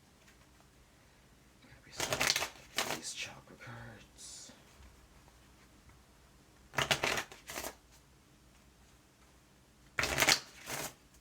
Alright, Group 3. Miss Muerte, what advice do you have for Group 3? Alright. Advice do you have for Group 3, Miss Muerte? One more card, please. Thank you. Our bottom deck is Tantric Journey in reverse. Now I'll read that for you. The frequency of Tantric Journey helps us to unlock the hidden knowledge and wisdom that we intrinsically hold about how to reach a state of wholeness and completion through our sensual experiences with ourselves and with another. Very interesting. So yeah, you may have been dealing with people who really weren't working with you. I feel like you're going to be meeting more new people, that King of Pentacles again. People who you can work with, who are on your side, on your team, and won't just be a struggle to be with, you know. So we've got Compassion in reverse.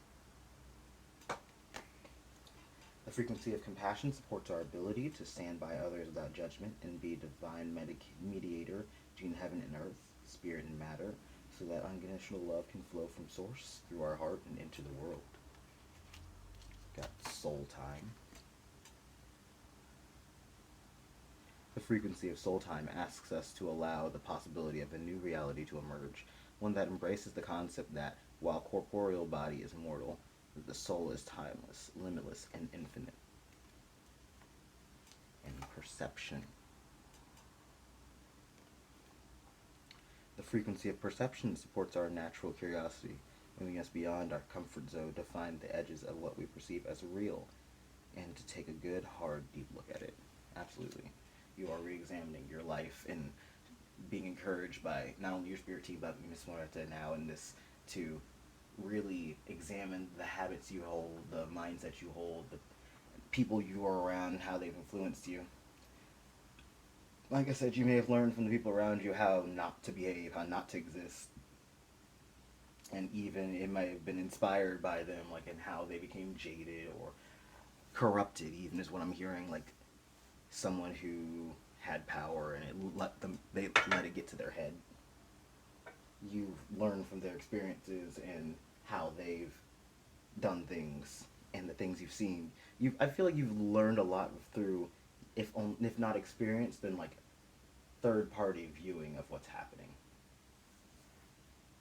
But these are important lessons that you are applying to yourself, your world, as you reform yourself and make these habit changes, these life changes. Like, some of you might be even moving or just changing jobs, changing professions, changing schooling, or figuring out your path, and trying not to fall in the same pit holes that you've seen other people fall into over your lifetime. And while you're worried and while there's fear, there's no need to hold yourself back because of that.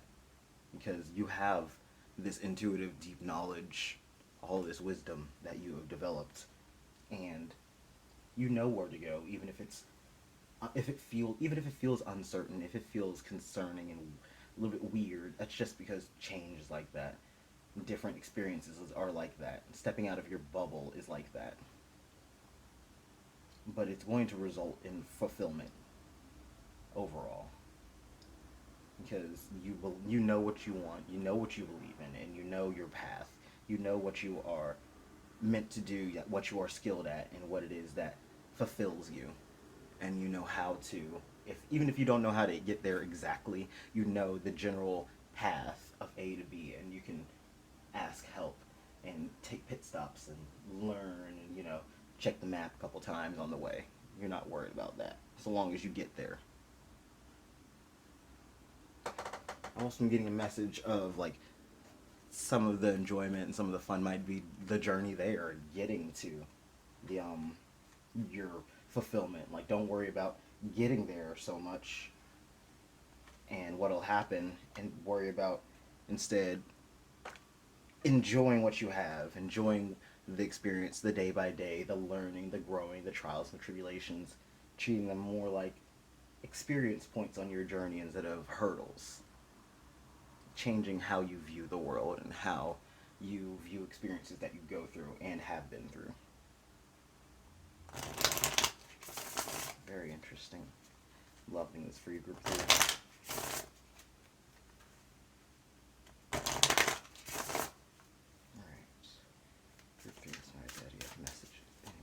For group 3, please. Thank you. Advice for group 3, please. Okay, thank you. That's 3. You got the drum, yeah. You're gonna move to the beat of your own drum now, and things are gonna get more stable, honestly.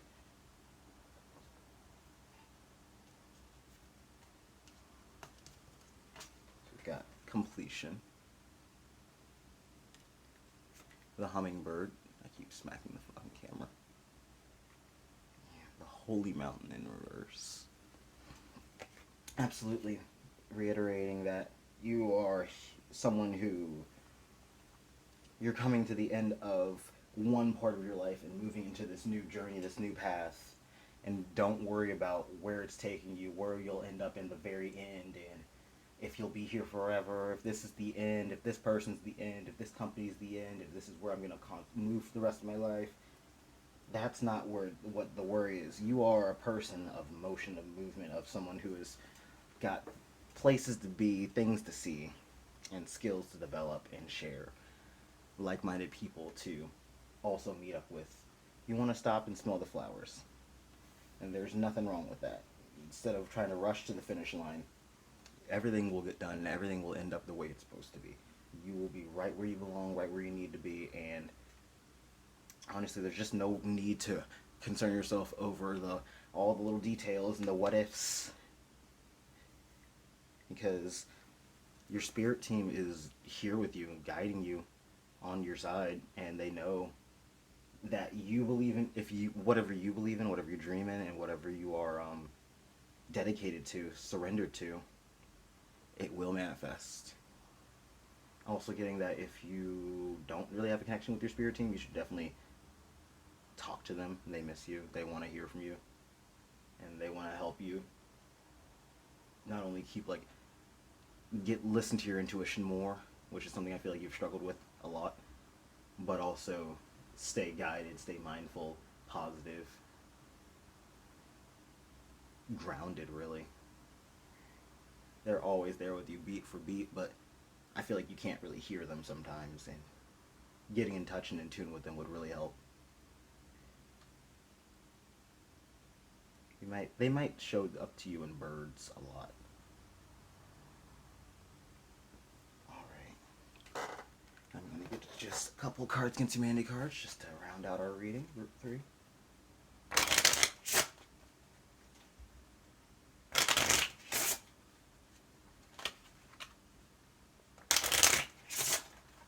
Alright, what just yeeted itself on the floor? Binging and purging. Noted. One more, please. Alright, group 3. That's what I said. More advice for group 3. Okay.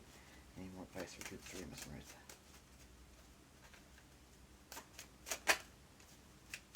That's just for group 3. Any more advice? And that's just group 3, please. Okay. Goodness. I'll take those 3 then. Tasteful side boob is our bottom deck. Yeah, have a little fun. Enjoy yourself. Find the joy in the everyday, in the mundane. Okay. That's not what I wanted you to do. But you landed up with it, so that's fine. We got Bop It. More fun. More joy. Britney Spears at 55, reversed. And Active Listening in reverse. Very interesting. Absolutely. I feel like you just need to take more time to dedicate to the things that you enjoy, are into, and are dedicated to, instead of worrying about how other people are going to perceive you, how that might, I'm really getting that some of you might be like artistic, or just really want to start a small business in like a niche, something that seems a little bit less like it's off the beaten path, and some people have been like, well, you'll never be able to make a living, you'll never survive, you'll never be happy, blah blah blah blah blah. And on one hand, screw them. And on the other hand, life is not about like making an income off of the things you love. So that's another message. Like if for some reason you still have to work another job or have another hustle or whatever, even though you are doing this thing that you love, and it might even be making money, that's fine. There's nothing wrong with that. It's very common. A lot of people can't just survive off of their side hustle, and it shouldn't be a determinant of how successful and enjoyable or, you know, overall positive an experience is, whether you can make money off of it or a skill that you can make money off of. How dare you not be able to like bird watch or something and make money off of it? You know, something like that. It doesn't matter because it enlightens me. It makes my day happier. I love staring at the birds and telling my friends about the birds I saw and taking pictures of the birds for my Instagram and talking to the people at the bird sanctuary. I don't know. Yeah, that might be something you're into. I mean, with the hummingbird, that makes sense.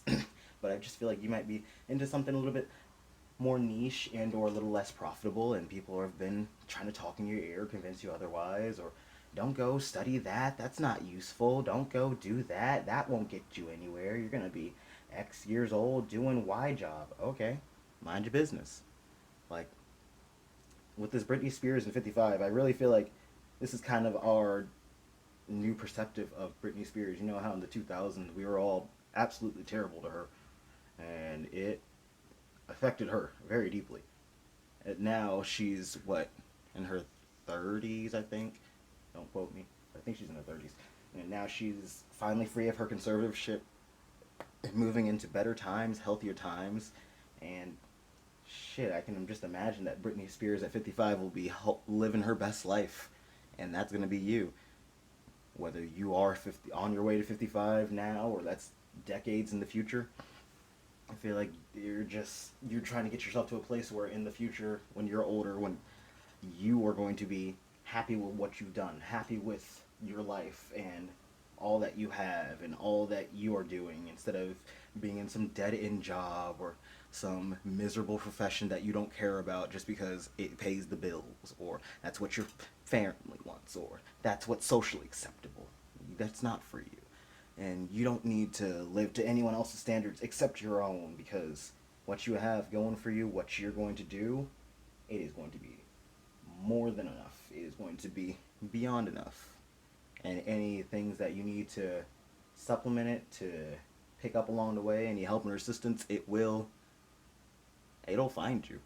This is something that you'll notice, you'll hear, you'll see the signs, and I feel like with especially your maturity and your self-awareness, you'll know if/when to reach out for help, or to change directions, or to adjust accordingly, you know. Unlike people before you, you've seen the pitfalls, you've seen the road bumps, you've driven this road before, you know where to turn and where to slow down and speed up, you know. You know this path, you've got this.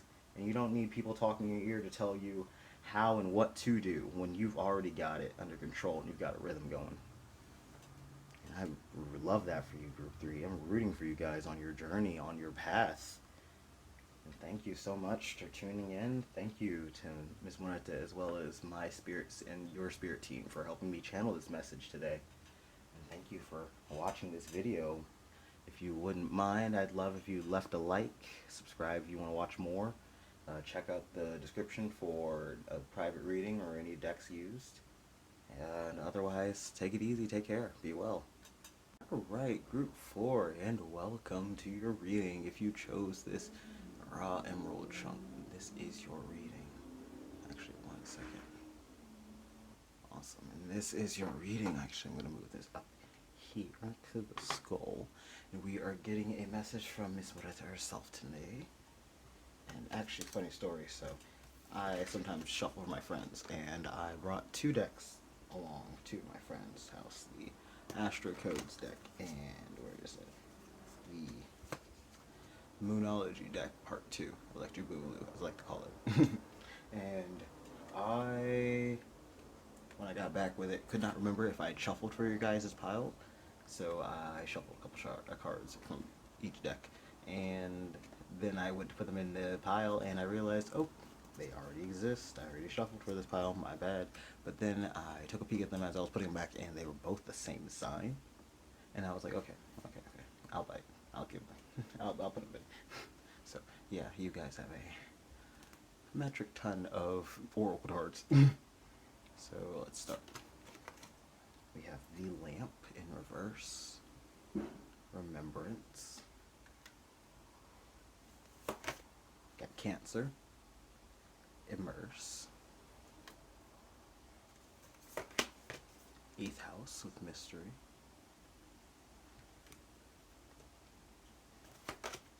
And Scorpio. Okay, so we got 2 matching signs. Didn't want to give it away, but Cancer was the sign in common.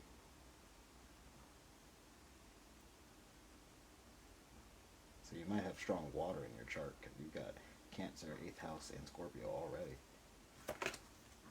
Got Protection in reverse. It says, "This is my house, stained by the very blood flowing through its walls, covered in a veil of delicious prayers, yet deadly to those who dare lift its hidden." We got that in reverse. Put that right there, Miss Muerte herself. Got Cauldron in reverse. It says, "Bewitching, yes it be, blink and you shall see, a bubbling desire left in the brewing rain." Get these out of the way. We need all the rain we can get, children. Please don't roll over everything. Got Leo in reverse. I will.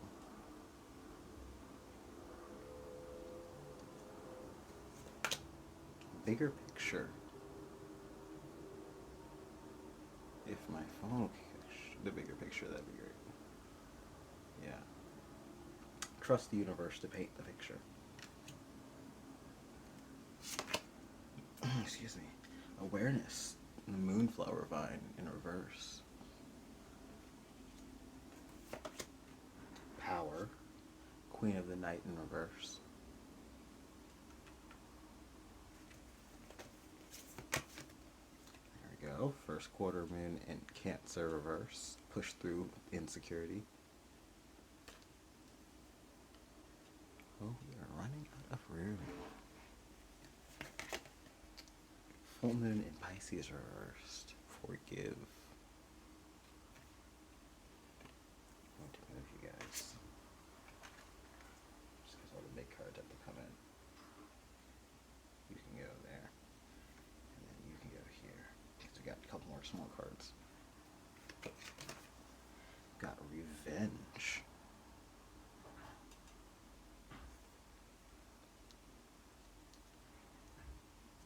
And Ifrit with Power.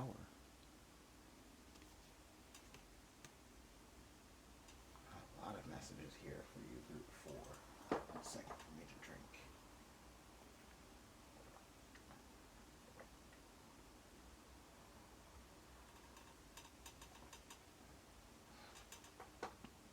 feel like you're very much in a transformative part of your life right now. With all this scorpionic and watery energy, it might be very much something that is affecting you, you know. Change is overwhelming, I'm not even gonna lie. And so going through things that are different, outside of your elements even, is scary. And you might be someone who is, I feel like you like to be someone who is the big fish, the big cheese, in control of the situations. And so being out of your element is kind of definitely overwhelming. You're trying to find, oh, I just noticed you've got power twice. A lot of overwhelming, overlapping, but yes, overwhelming energy and overlapping messages. She's not asking you to find where you're comfortable. Remember and find your places of power, where you're strong and where you are at your best, your height. And sit in those, If not, go to those places just to unwind, to de-stress, to be comfortable and happy. And remind yourself that even if you're not the best right now at whatever you are, I feel like you might be changing careers, changing location, meeting new people even, interacting.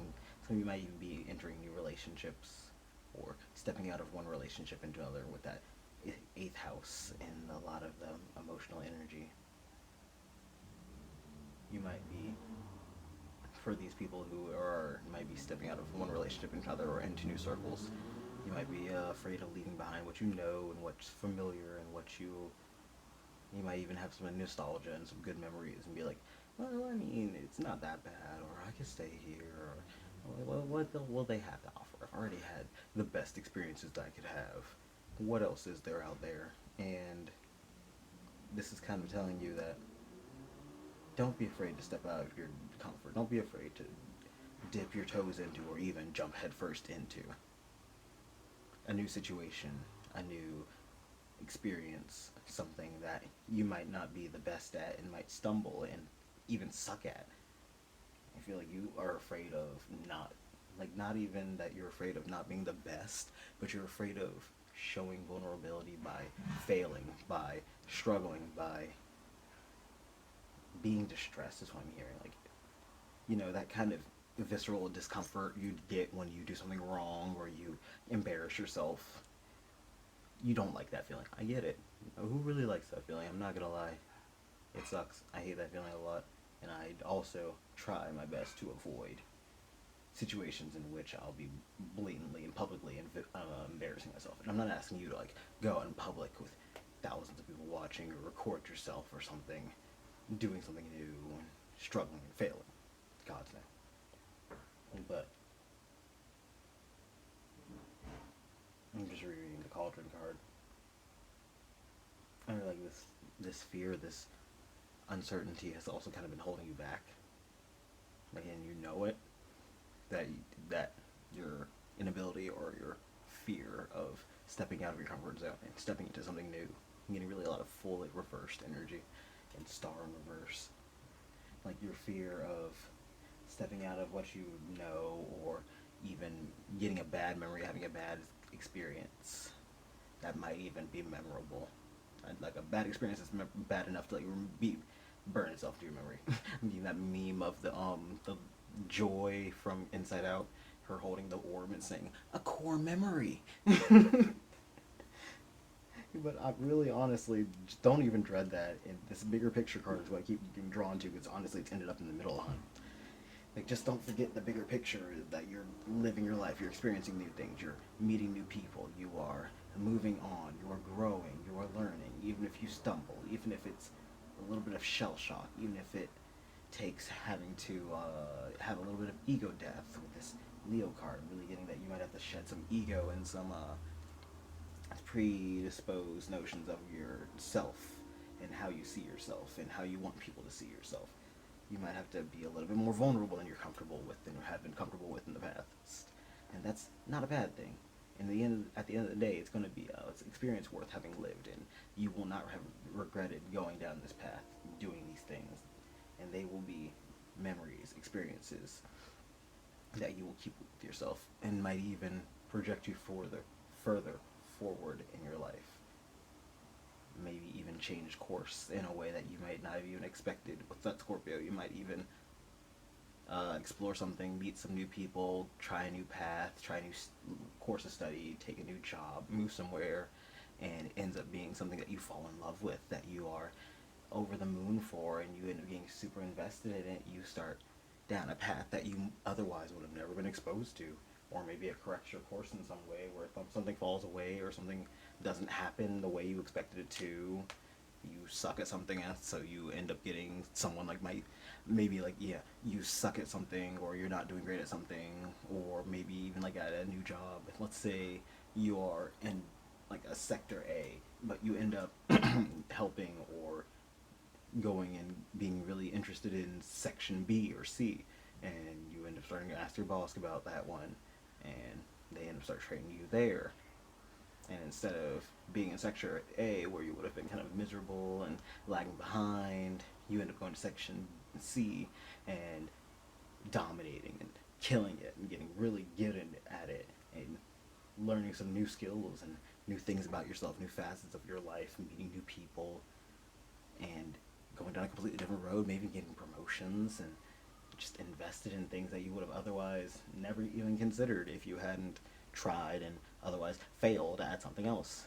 Failure is not a bad thing. Failure is not a closed door and just an end of the road. It is a detour towards another road, another route, another possibility. And don't forget that every failure just means that your success that comes after is just going to be that much sweeter too. Awesome sauce. I love that for you guys. Group 4. Let's get some tarot cards out for you. Let's get these out the Z way. Yeehaw. There's my deck. Alright. Excuse me.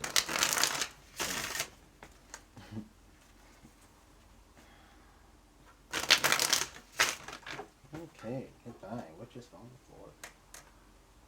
King of Cups in reverse. Yeah, be a little more vulnerable. You're 4.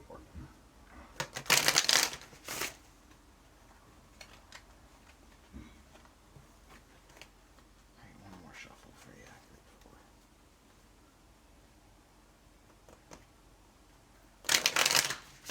4. Cool. Group 4 spirit.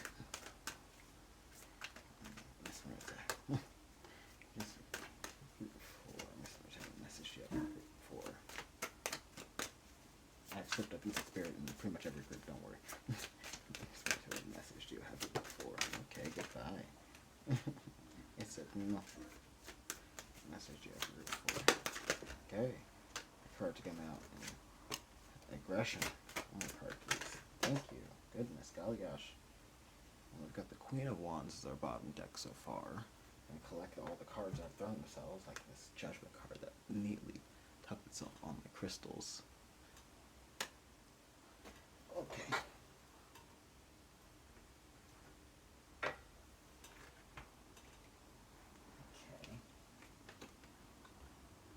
There was one more card, I swear.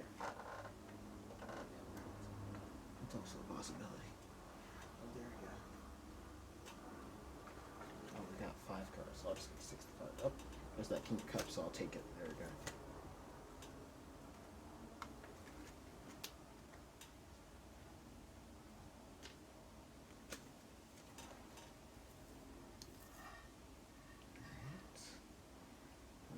Four of Wands right here. Got Santa Muerte herself in reverse. And the first group to get her come out. Got the Ace of Pentacles in reverse. We've got the Hierophant. And that King of Cups in reverse. Absolutely, you come into yourself, your power, but in the right way. I feel like coming into your power requires you to figure out what that entails, You might even be confused and concerned about that, because I feel like a lot of you might even be listless, directionless. That Four of Wands and the Ace of Pentacles reversed, like you want something to be proud of, to build with, and be excited for, you know, like a stable hobby or drive, something to really gun for and be inspired by. But it's like nothing that you've planted, nothing that you've tried is really stuck. You've thrown a couple things at the wall, but nothing's really done the thing. Very interesting that you also got 3 major arcana. I can see that the Lovers is just peeking out right beneath. This is very crucial for you. You were trying to find yourself, and it's really dependent on where or what you want to do. That might take some soul searching, some self-discovery, some, I'm hearing for a lot of you, some inner child work. Just returning to what you enjoy, what sparks joy in you, and what it is that you are successful in, what it is that you are driven towards. You may or might have been some hobbies or some interests that you let go of when you were younger because you weren't able to pursue them, or you weren't able to afford them. Is something I'm here for you, or there weren't people accessible towards you that were able to guide you, teach you, mentor you. It might be something like that, and that deterred you at the time from being able to pursue it. And now it's time for you to reevaluate and examine that. Is that something that you're still into? Is that something that might still be a viable path for you? So a viable hobby, a viable pursuit of interest. This King of Cups in reverse, I'm hearing maybe a lot of you might be artistically driven or spiritually driven.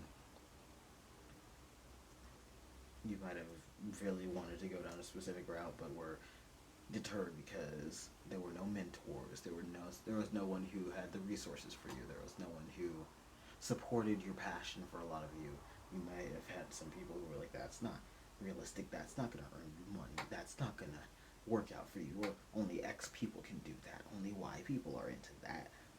And it really set in your heart like an inability to go down the path that you were meant to be, to pursue what you really were supposed to go into and were supposed to be interested in, because you have a very deep running passion. Group 4, you have a big heart, and it needs to be nourished and cared for, and I feel like that's been something you've been doing yourself. A lot of you might have to self-parent, or have had to have self-parent for a while, or you might even still be dealing with that, getting through the idea of, dang, my childhood, my parents, my family, they suck. And now you're letting go of beliefs, ideas, and mentalities that you had that have started to grow on you kind of like a mold.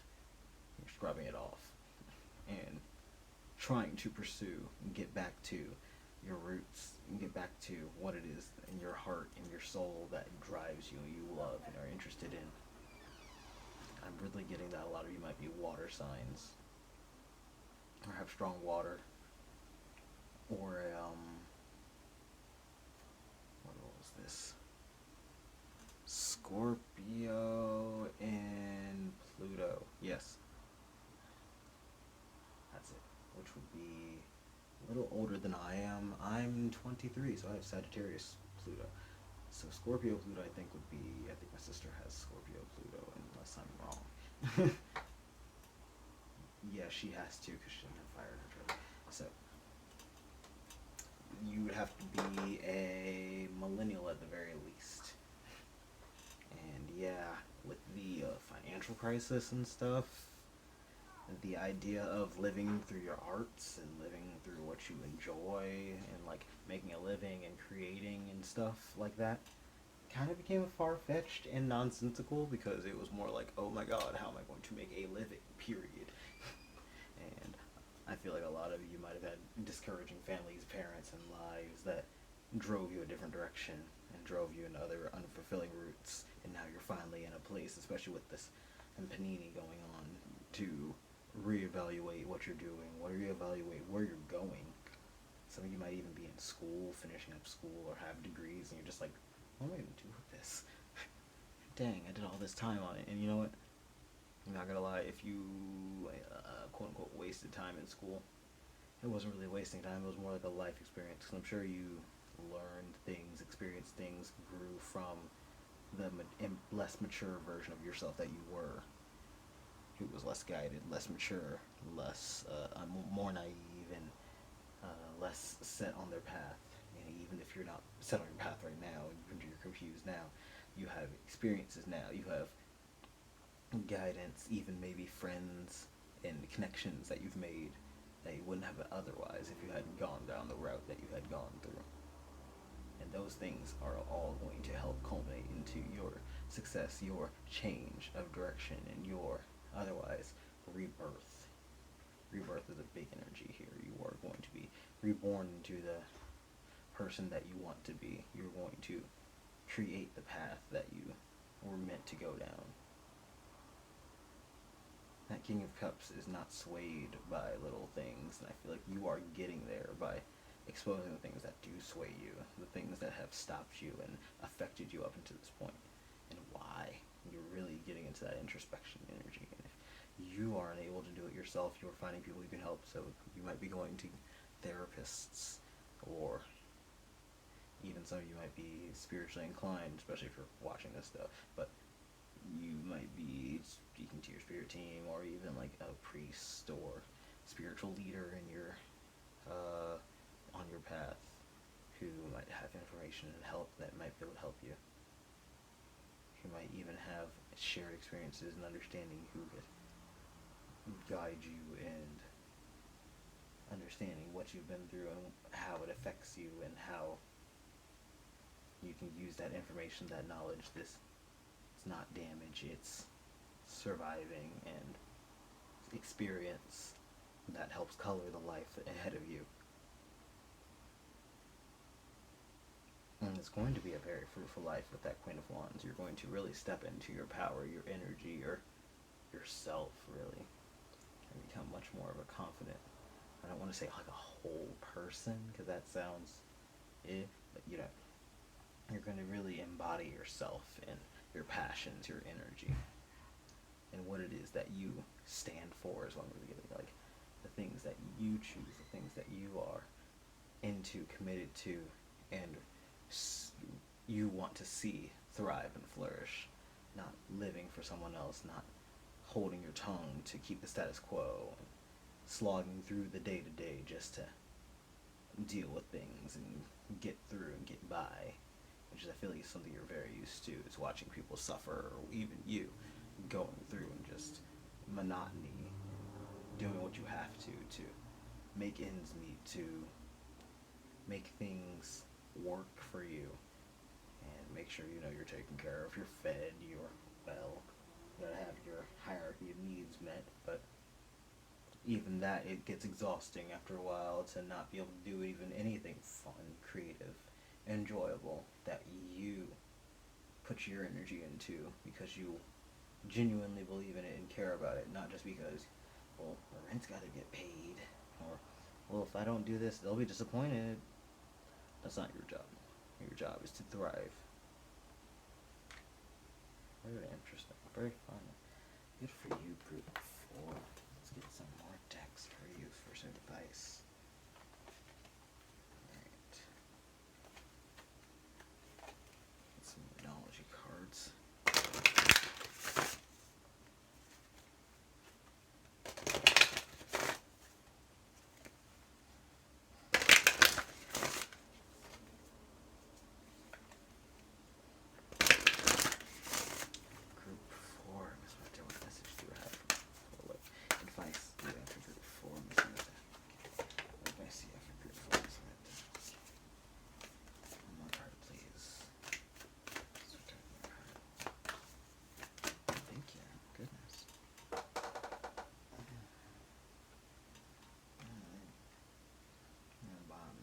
It's time to release negativity. Full moon in Scorpio. Another Scorpio card. Absolutely.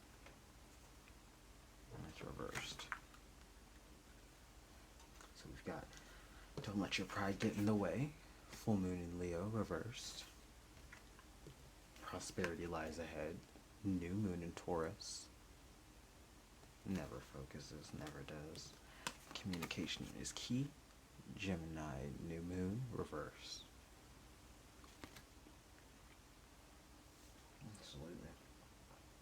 there might be some naysayers behind you, around you, or you might even be worried about people talking shit, having things to say, protesting, not being in your court. She's saying fuck them.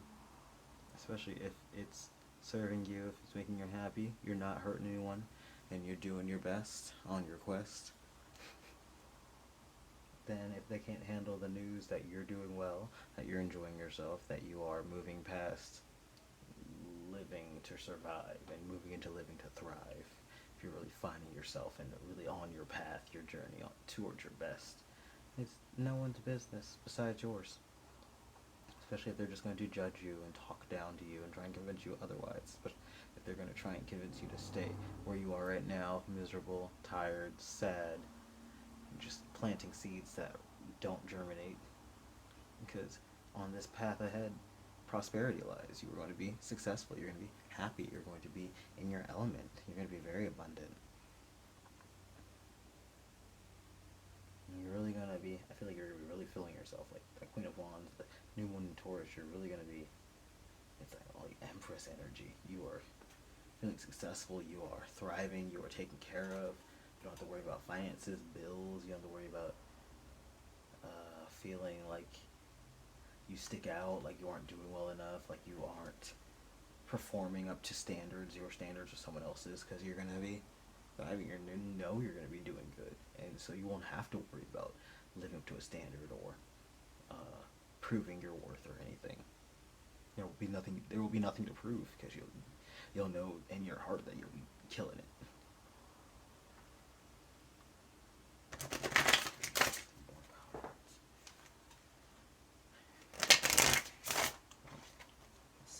Just looked around. Lightning. Ooh. Put lightning in a bottle. Now you have a very unique, specific idea that no one has seen before. Might even be specifically something that only you can do the way you do.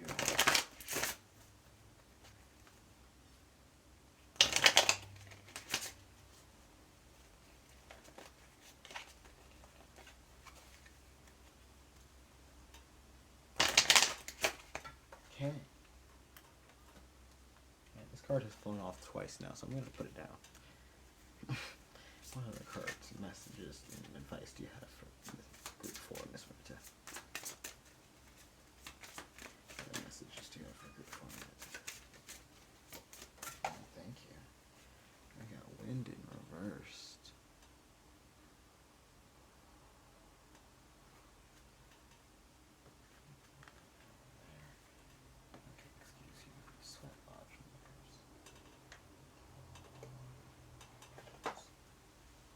Lightning, the Seer,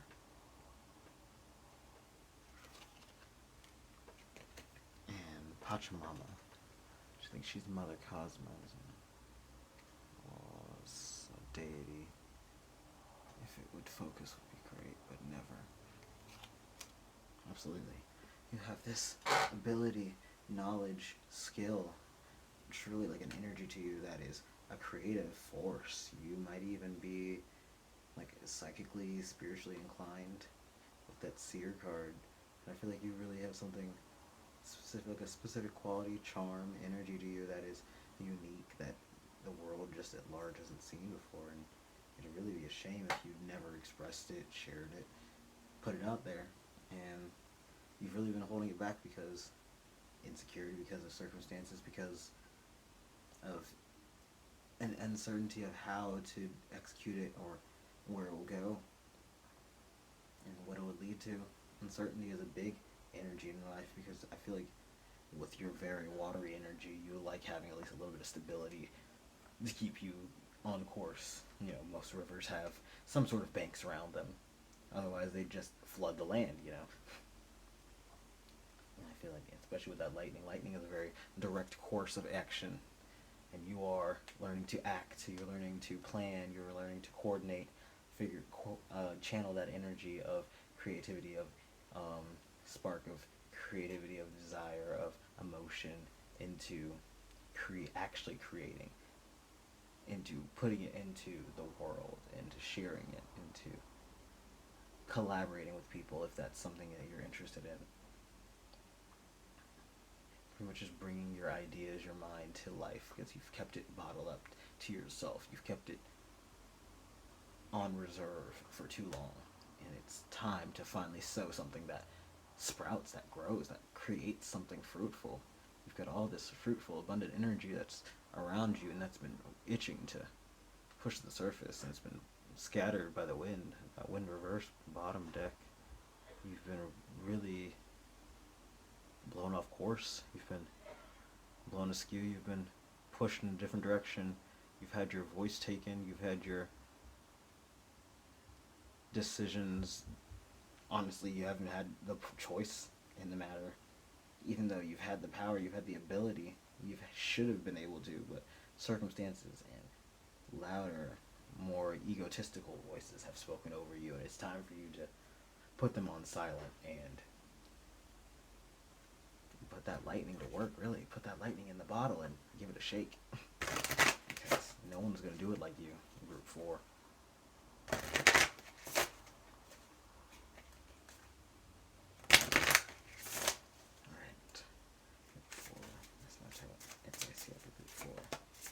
Hey, all your cards are flying on the floor, I swear. Group 4, one more card from Group 4, thank you. You got fertility in reverse as your bottom deck, and it still will not focus. Why would it? Nope. The frequency of fertility invites us to be more open, more courageous, more creative, and more joyful than we were before. It activates this potential for something beautiful to grow from our consciousness into a new and grander expression of ourselves. And that is in reverse. So you need to harness this energy. Like I said, the Empress energy, and that 27, which boils down to 9, which is, it's divisible by 3. It's really the Hermit. You need to believe in yourself, your energy, not look out for other people's input and feedback. I'm not saying constructive criticism is bad, but you need to thrive on it and live by other people giving you the okay go, and other people giving you the yes, this is good, yes, you should do this, yes, I think this. You should confer to yourself. You have the wisdom, the power, the ability. You just need to think on it, believe in yourself, give yourself a second if you need to. It's not a problem if you need to take a second, and it doesn't come to you immediately. I mean, you hear me, my stuttering, Barack Obama sounding ass. I'm Obama. Alright, so we got consciousness in reverse. I swear to God, it just gets more and more unfocused. The frequency of consciousness supports our ability to focus on attention on the multidimensional aspects that show up so that we can include them in our reality. Yeah, man, that's compassion in reverse. No. The frequency of compassion supports our ability to stand by others without judgment and be divine mediator between heaven and earth, spirit and matter, so that unconditional love can flow from source through our heart and into the world. Absolutely. I feel like you might be very compassionate towards others, but that does not extend to yourself. It's very interesting. 15, 17, 16 is missing. I do not know what card 16 is off the top of my head, but there's a number missing between, so there's a kind of detachment. Like, you're aware that you're kind of unfair to yourself, you're aware that you kind of have a double standard towards other people versus yourself, and your performance versus other people's performance, and how the world works versus how you expect yourself to work, and you just kind of keep going with it, and the answer is to stop. Also interesting that 16 is the Tower, which is one of the only, I mean, not one of the only, there's several, but one of the Major Arcana you didn't get, but you also got Judgment and Santa Muerte, which are both big change energies. And also my number-related brain thought 20 minus 13 is 7. 7 is 16 added up. That's silly connection, but 7 might be a big number for you, an important number. But yes, she's asking you to extend that same compassion, kindness, gentleness, and overall tolerance and patience to yourself that you might have for the world, for your friends, your family, your loved ones around you. Because there's no way you can grow and be abundant and try. If you're not willing to let yourself fail and struggle and have off days and have days where you're not doing great and need help and, you know, not be right. Yeah, oh my God, people just do not know how to be wrong. It's okay to be wrong. Scream it from the rooftop. It's okay to be wrong. It's okay to change your opinion. It's okay to be not the loudest voice in the room. It's okay to shut up and listen sometimes. That is perfectly fine. It's okay to turn over your meager human knowledge to someone who has spent much longer in the field and more information than you. It is fine to be wrong, please. I don't know if that's something you need to hear group 4, but just take that. It's fine to be wrong, and it's fine to need some extra time, some extra space, but you just need to be, I'm hearing you need to be consistent. You need to be accountable and consistent. Like, if you're going to take time, you need to make up for it later. And if you are going to like excuse a certain behavior, like hypocrisy is something I'm hearing. Like, if you're going to excuse a certain behavior, then you need to understand when someone also turns around and does that same thing to you another time. You can't be like, well, that's not fair there. It's like, well, you allowed it over here, then how was I supposed to know that it wasn't okay here? I didn't know the difference, you know. Like, you got the card, communication is key. Communication is very much key here. If you have a certain boundary, a certain thing that annoys you, a certain thing that you want or don't want, speak about it. Tell the person. Let them know. Put it out in the air. Because people don't read minds, and even if they do, I doubt that they'd spend their time picking through your brain and sorting out what you like and don't like. If I could read minds, I would definitely not be going through my friends' brains, figuring out all their things that they do and don't like. As much as I love them, no offense, but I've got bigger things to figure out. I would be getting passwords from billionaires. But I digress. Let's get some Cards Against Humanity cards to close out your reading.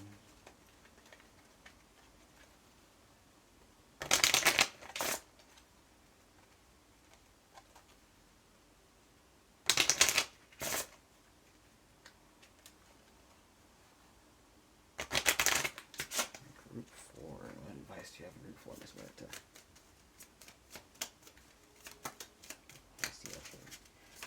Group 4. I saw that. There you are. What advice do you have for Group 4, Miss Muerte? Okay. Awesome. I'll take those. We got Parting the Red Sea. Yeah. I heard Aunt May from the Spider-Man movie. You do too much. You're not Superman, you know. You know. Oh, excuse me. Make sure that, excuse me, like I said, keeping accountable but also bouncing. Like a lot of very Virgo energy, which is very interesting. You gave a very strong water energy, and you got a lot of Taurus and a lot of Virgo, a lot of earthy energy, and a lot of fire. It's like, you're very much in your emotions, and I mean, your emotions are powerful, don't get it wrong, but like, you gotta put those emotions into action. You can't just let them be like, you swimming in there and just sulking and sad and overwhelmed, you know. Just sitting there crying all the time. Keeping the image of Sailor Moon Usagi just sitting there goofing off and being absolutely out of the loop. Meanwhile, all her teammates are off, like, trying to get ready, and she's just still behind, while Luna is like, girl, can you please transform? They're over there getting their asses beat. And she's like, but I'm scared. You can't do that. Don't be that. We got given 110%.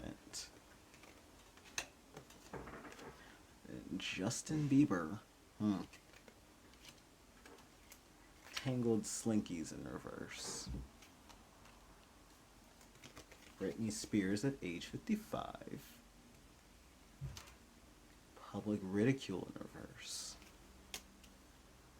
Got 2 more in there. How do you want to fall? Ooh, on the floor. And you? Upright.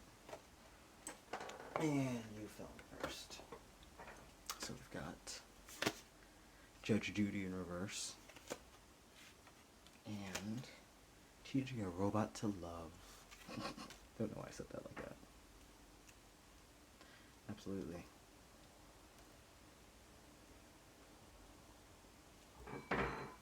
Getting a lot of echoes of the message, especially with that public ridicule and the Judge Judy in reverse. Don't be afraid to take an L. Don't be afraid to be wrong. Don't be afraid to be redirected, to course correct, to have to stop and reevaluate. A lot of Seven Pentacles energy of having to like really assess what you're doing, what's going right, what's going wrong, how you can do better and improve. That Tangled Slinky's in reverse. You gotta untangle the bitch. It doesn't untangle itself. It's going to stay tangled in a mess until you sit down and actually sit there and unwind it and make it work again. If it does. And if it's bent out of shape, that's fine. Buy a new Slinky. Well, it sucks, but take your L and go. It's not like you are unmovable. It's not like you are someone who's unable to change. You are a human, and if you are able to examine and acknowledge the places where you are wrong, you are able to improve, grow, and move on and be better. I mean, Brittany was in a conservatorship for years, and now she's free and able to move on and do better for herself in her life. I've heard from sources that Justin Bieber is not obnoxious anymore. I will trust those sources because I don't want to find out myself. I don't care. Perfect examples right there. And it's been argued in many sci-fi sources and fictions that you can teach a robot to love if you try. And I mean, AI is something that develops and grows with an expansion of knowledge and experience. Getting Chobits really strong. You might want to watch that anime. It's a fun one. It's a silly little slice of life, semi-sci-fi thing from Clamp. If you guys are familiar with Clamp, we love Clamp in this house. But it's a cute little show. But overall, she's asking you to just commit, to be willing to be committed, to be on a path that might not feel the best, that might not it might not be something that you are the best at and that is completely smooth at first as a transition, but something that you will inevitably grow at, learn at, and invest great time and energy into, and that will give back to you tenfold if you're willing to give into it a little bit of effort and give a little trial and tribulation. And there's nothing wrong with struggling, reaching out for help, and failing. One more time. Nothing wrong with failing. I feel like that's something that y'all need to hear, apparently. I think that's all y'all need to hear tonight. Group 4. It's been a reading, a heck of a reading. Thank you very much for tuning in. Thank you, Miss Muerte, as well as your spirit team and mine for helping me channel these messages here. Thank you for watching all the way to this point. If you would like, leave a like on the video if you enjoyed. Subscribe if you want to see more. Check the description for card decks used and getting a reading from me. Otherwise, I will see you in the next one. Stay well. Group 5, what time to be live? You chose this Light Tower. This is your group. And we're already starting off with that no focus camera. Love it. So I'm just going to lay you up there. And today we're getting our message straight from Miss Lorette herself. She's got words to say. She has had quite the words to say, and I'm excited to get into your message already because she has been quite frank and quite forward and all in the good, like, you know, in any way a good mother would be, as she is. So we've got the Skull of Flowers, creating through the ashes.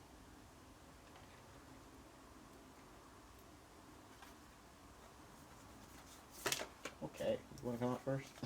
Sacred Sisterhood. Connect with your soul sisters to uplift and inspire each other.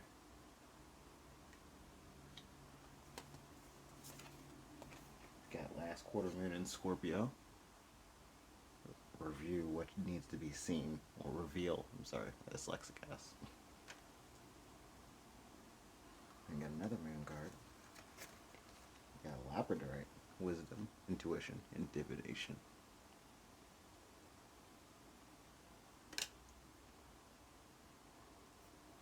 Okay. We got Ceres. Nurture.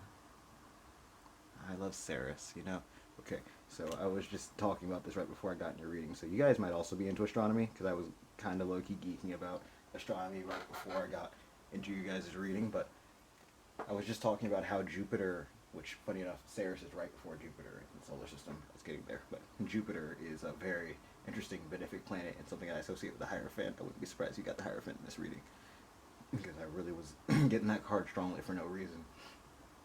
But I was saying how Jupiter, though it's ruled by Taurus, is very I just lost it. Though it's ruled by Taurus, it's very much ruled. Wow, my thought. There we go. That's why I fucked it up. I was trying to say, while Jupiter is very much ruled by Sagittarius and Pisces, it's very much gives the Hierophant energy, which is ruled by Taurus. That's what I was trying to say. My brain is just apparently. But I'm just saying it was funny that I was geeking about astronomy and how if someone like myself personally was really into both, it might be able to make some very interesting connections between the two and in their use. Not sure if that's relevant to you guys. Not sure if you just sat here and listened to me ramble for a minute or so, but those are thoughts. Guess they need to come out. Here comes more cards. We got Parasite in reverse.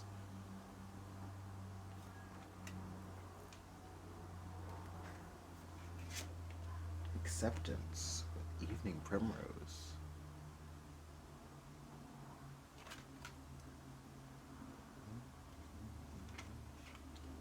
Got Chance, Darwin's Orchid. Shooting star in the background and everything. Back on the spaceship. Actually, here, I'm going to rearrange y'all. You go here.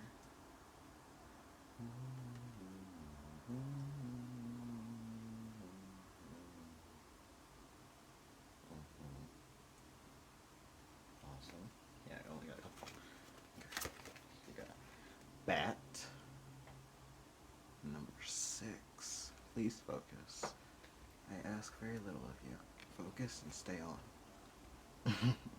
Invoke thy power and fear not the hidden. What lurks is coming with undenying change. Interesting. All right. Libra in reverse. I balance. And Demon in reverse. Chaos.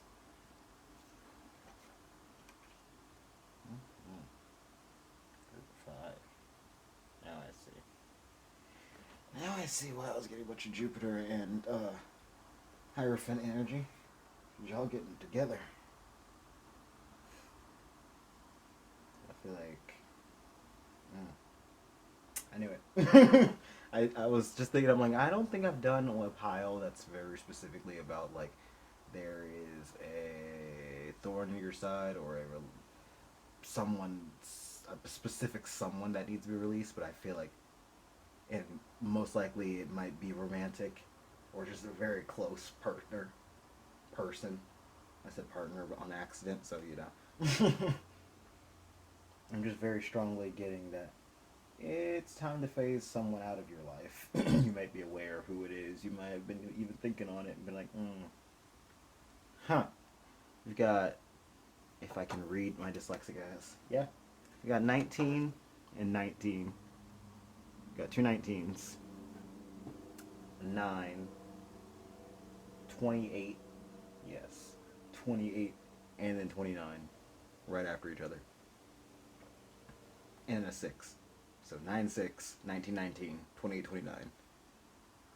So, I don't know if you are between the age of 19 and 29 yourself, or you and someone you're dealing with.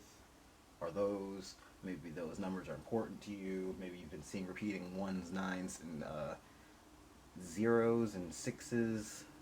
I'm saying 0s because 28 adds up to 10, 19 adds up to 10. And then 29 adds up to 11.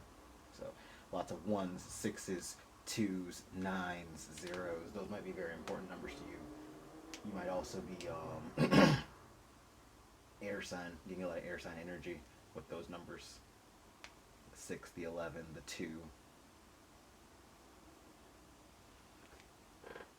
But especially with that air sign energy, I get the energy that you're trying to leave. You're in a situation that you're ready to change because you've been out of balance, out of whack, around the wrong people. You know that you've been letting your energy go to waste. You know that you've been letting things burn around you. You've been very much that this is fine, dog, just chilling, pretending that it's all fine, even though you know that your skin is slowly melting off.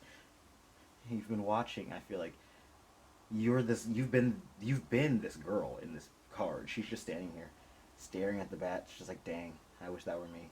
The bats are just doing their thing, flying free, flying, soaring. Breaks into song, but it's really time you've been looking, or you've been finally looking within and acknowledging like the places where it's not been working for you, where you've been lacking emotionally, where you've been feeling trapped, where you've been feeling like you couldn't express yourself and do what you want and be who you want to be is another thing I'm hearing with that eye balance and the Ceres. And I was just mentioning the Jupiter and the Hierophant. I feel like you might have had to have been that that parasite in reverse. You might have had to been the stronger person, the bigger person, the caretaker, the one who always backed down, the one who was always the bigger person. You know, if someone's being really childish, petty, God forbid if they're being toxic and abusive. But if you were handling someone who was just being a lot, taking a lot out of you, and making you have to essentially prioritize them, their needs, their emotions. Now you are stepping out of that. You are backing out of that energy. With that chaos in reverse, you are really freeing yourself. You might even have to, I see that demon, you might even have to demonize yourself. You might have to have either current or this is something that you're thinking about or going into. Miss Muerte might be telling you that you need to do this if you're not already in the thick of it. But I feel like if you aren't already doing this, you've very much been considering this with all that very air sign energy that I've been getting. You very much, this has been on your mind. You've been pondering it. You've been debating it. And you've been like, should I? It's fine. It's all right. No, it's not. Because that first card, Skull of Flowers, creating through the ashes. Ashes means fire. And that Sacred Sisterhood, the very next card, is fire. A shooting star, that's a fireball. That's just a meteor that's burning up in the atmosphere. I'm talking a lot about astronomy. If you're not into astronomy, you might just be very smart. Like I said, air sign energy, mercurial energy. Even though there's not a drop of Mercury out here, there's Ceres, which, like I said, very smart, because to know about Ceres, you'd have to be into astronomy, or like I said, very smart. And if you want to know what Ceres is, Ceres is it's a dwarf planet in the asteroid belt. It's technically one of the, I think if it's not the biggest, it's one of the biggest celestial bodies in the asteroid belt, which is a bunch of asteroids that float between Mars and Jupiter. Fun fact for all of y'all who aren't very astronomically versed. Ceres, along with Eris, and of course our beloved Pluto, are all part of the dwarf planets that kind of just orbit in the solar system. They exist. We acknowledge them. Unfortunately, NASA's like, nope. If we bring in Ceres, I gotta bring Pluto back in and XYZ. And I'm like, do it. Let's have all the planets. But I digress. You might be someone who's very inclusive, who might be very welcoming to everyone around you. Very Libra energy. Or just very much air and water energy, life of the party, kind of flow within crowds and get along with any and everyone. But I feel the sense that you are needing to take care of yourself, reconnect with yourself, your passions, what it is that grounds and heals you. Because you've been really putting priority into other people, into other things, into the wrong areas, if I'm going to be honest. You've been a very busy bee and getting very little out of it, unfortunately, and it's time for you to accept that you know, everything doesn't work out, unfortunately. Sometimes you meet people and you have bonds, relationships, experiences with them, and they're for the short term. They're for the, you know, a stretch of time. And then you part ways. You take that experience, those learned skills, the growth, the things that you have now seen, done, and understand, so that you can move on to the next place. With or without having your... I'm okay, phrasing that wrong. Not with or without, but while having your guard appropriately up. I'm getting just like, cause God, I wish I had my big piece in here, but obviously I could grab that one. But it's here. Da, da, da. Labradorite, which is the stone that's on your card, is a very pretty stone, but a lot of the times, a lot of pieces aren't that flashy until you hit them at the right angle or in the right lighting, which of course now I can't get at all. Please. Oh, of course, whatever. But if you've ever... Oh, yeah, there we go. Yeah. It's not until you get the right angle, the right lighting on it that it really shines to its fullest degree and potential. I really wish my camera would function. That gorgeous sliver right there. It's more shiny, I swear, but the lighting in my room is kind of ass right now. But I definitely get that you're very much going into the future, into your next relationships, into wherever it is that you are progressing to, whoever it is that you'll meet with this sacred sisterhood, this acceptance, this chance, and this nurture, and even this reveal what needs to be seen. I mean, you might be even figuring yourself out, introspecting, hermit energy, really, and reflecting on who you are, what you want to be, who you want to present yourself as. Like, presentation, gender expression is something that I just wanted to spit out. So maybe you might be even questioning your gender, looking in the mirror and be like, you know, this whole, the way that this is, we need to have a meeting about that. But you might be really getting down and figuring out how it is that you want to present yourself to the world, how it is that you want to experience the world, how it is that you want the world to perceive you. And I'm really getting that phoenix rising from the ashes. Like, you might, like, this relationship ending, this break away from this path, from this group. It's funny because Transparent Soul is now playing in my earbud. I really feel like that's how you're feeling right now. If you haven't heard that, I'm definitely going to link it in the description because I love it. Love Willow. Mwah. Banger. But I feel like if you are, geez, losing my fucking train of thought. Whatever experience that you are or person that you are moving on from, it might hurt. It might stunt you for a second, you know, that kind of pump the brakes energy.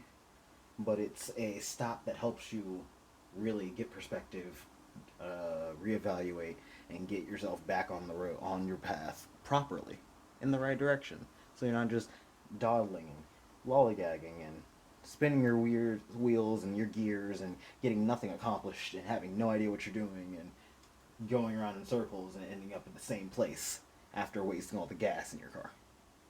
Suddenly turned into a car metaphor, okay. Very interesting, very interesting. Group 5. I'm very curious to see what else Miss Muerte has to say for you guys. Let's just wad up all the cards. Oh, don't mind me, I'll fix them later. I'm going to shuffle her deck.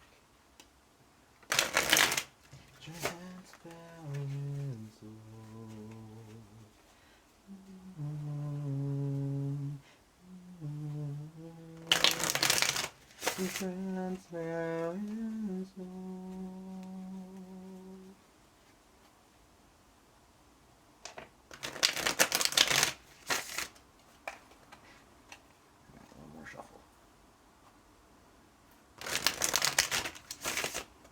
Very much getting the Ace of Cups for you guys. Hierophant, Hermit. Page of Wands, if not Knight of Wands. Excuse me, I need a drink of water. I am suddenly parched. Judgment, that's another card that I'm really hearing.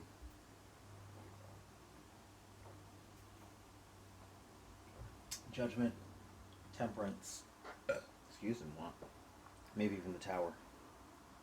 We shall see if any of those cards come out. They've been having me channel cards more. Alright. They is in my spirit team, but I mean Miss Medita as well.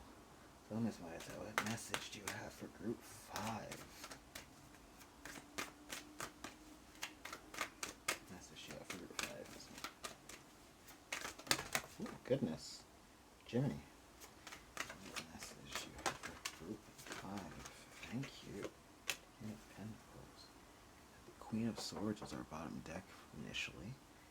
We'll find what just threw itself into the desk. It's funny. I have the air card at the top of one of my other decks that's sitting down here, and I slapped it on the floor while I was grabbing that. So reaffirming that air energy. So we got 4 of Cups in reverse, and that 10 of Pentacles, and Knight of Wands. Hey, there we go. Look at me go. All right, definitely with that Queen of Wands. Queen of Swords. I feel like you're definitely finding your voice, finding your power, standing up for yourself, and you're taking the experiences you had and letting it help build you up instead of tear you down, let it keep you stagnant. You may have really been through some, even before this experience, relationship blockage. I'm really hearing with all the burping I'm getting. Jeez. Yeah, thanks for the proof. But it's really kept you in this mindset, this stagnant, almost like lost mindset, where you can only do so much, where you could have to stay in these boundaries within this limitation of your mind, of your life, of the world. And it's really kept you in a box, unable to. Funny enough, I'm getting the image from another deck. The Mother Peace deck has the 4 of Cups on it, and it's a girl, and she's standing in the middle on like a beach, like a very empty beach scene, and there's 4 cups spread out in front, like on all sides, like a square, which is very interesting because squares in astrology are back to astrology, goddamn. Which squares in astrology are very active, like energized, and I mean they're not the best aspect. In fact, a lot of people argue they're the worst aspect, but squares are very much just like a lot of energy. And now I'm getting the image from the Starcodes, the Astro deck, the one that this card's from. There's a card in the deck where there's 2 birds, and it's a square card, obviously, and they're slamming into each other. It's hilarious, honestly. But squares are just a lot of energy happening at once. I mean, if 2 birds in the sky were to collide with each other, they would, that would be a lot of energy. A lot of kinetic energy would be happening right there. But it would also be kind of suck because they'd be slamming into each other and causing probably injury and suffering. They'd get through it, hopefully, get over it. Some injury might be acquired, some resentment might exist, but it happens. Tangent on tangent aside, the image of that card is very much coming strong for this 4 of Cups. And I feel like that square energy is what you're channeling and using to your advantage now. Like, you have tamed that 4 cups energy. You are taking that the confusion, the stagnation, the inability to live like your true self, the inability to be who you really are inside. I really feel like I'm really trying. I'm struggling to get these words out, and I'm also going on all sorts of tangents. So you might also have like an ADHD, ADD, or something. I don't know, but I really feel like you, for a long time, have suppressed who you are, who you really want to be, who you are on the inside. Even like inner child. I might pull an inner child card for you guys. Don't tell the rest of the groups. I didn't pull one for them, but I'm getting the real urge to pull one for you guys. But I really feel like for the longest you have not been living your truth spirit. Forgive my chair, she's a noisy bitch. And you are are now getting this opportunity to speak your truth. Get it all off your chest. This might even be, like I said, with all this Four of Cups energy, this bottled up, this energy that has nowhere to go, this lack of motivation. It might finally just be snapping at one point. With that Knight of Wands, you might just be going off. Knight of Wands and Queen of Swords, I feel like just going off either on someone or just almost like running away. Disappearing on a road trip or an adventure or solo trip and doing you and finding yourself. You might even just finding a new circle, a new life. For some of you, you might even, I just said, picking up and disappearing. You might be just deciding, fuck it, and moving. People around you have just been toxic, pissing you off. Life here has not been serving you well. You are tired. You are even leaving some people. Like, you might be doing a breakup and then just packing all your stuff and running away cross country. Maybe you've got a friend that you've got who you care about and is like, let's run away, or a friend across country who's like, you can come crash with me. Or maybe you've just been eyeballing a place and you're like, you know what, screw it, I'm gonna go on an extended vacation or road trip to ABC XYZ. We're gonna go climb some mountains, disappear into the woods, have some fun, discover myself, you know, have some adventure. With that Ten of Pentacles, though, I'm really getting that you, this is a path to discovering, like, your path to the rest of your life, almost. Like, these changes, this pop-off is what I'm really getting. You didn't get the tower, but this almost tower moment is going to cause, like, a chain effect, chain reaction, and, like, ideas, and pretty much it'll be like a domino effect in your life that will trigger various and ideas, explorations, experiences, relationships, foundations, and just I said experiences, but experiences that you may have otherwise not even bothered with if you'd stayed in this Four of Cups energy. If you'd stayed in that, it's not for me, I'll never be able to, or that's just a fantasy, or my life would never allow me to, you know, all that what if, and I could never, and doubt, you know. You're moving through it. You've done enough sitting and contemplating and letting people tell you what for and tell you that you can only do so much. Because I feel like you've seen what you're capable of, and after the energy you're moving through right now of you breaking out of your shell and really harnessing all that power that you have just laying there, because you've really been the mediator. And if you are so good at, this sounds really bad, but if you're so good at mediating and keeping people placated and essentially manipulating the mood and energy of people, then obviously you're going to be very good at things like making friends and moving through the world, because unfortunately that is a skill that is at least sort of required. Not in the sense of like, I'm going to Wolf on Wall Street and manipulate you and stuff, but in the sense of like having an eye for that and having the ability to like stand up for yourself and speak for yourself and, you know, move through the world with your shoulders back and your head up, your chin up. That is a very helpful thing to know, and you're really getting to know that strength in you now. I have just been going off on these. No other group 5. I guess I've been holding back for a reason. I was wondering, because I wanted to do this group a few days ago, but I was just exhausted, and I was like, well, I can do it. It's like, no, you can't. Right, group 5. Can I get clarification for Four of Cups, please, Miss Moonlight? Clarify the Four of Cups.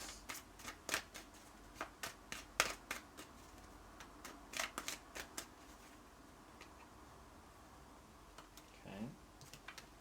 The Six of Swords. And clarify the Ten of Pentacles for me. Thank you. Got the Three of Pentacles in reverse. Yeah. And clarify the Knight of Wands for me, please.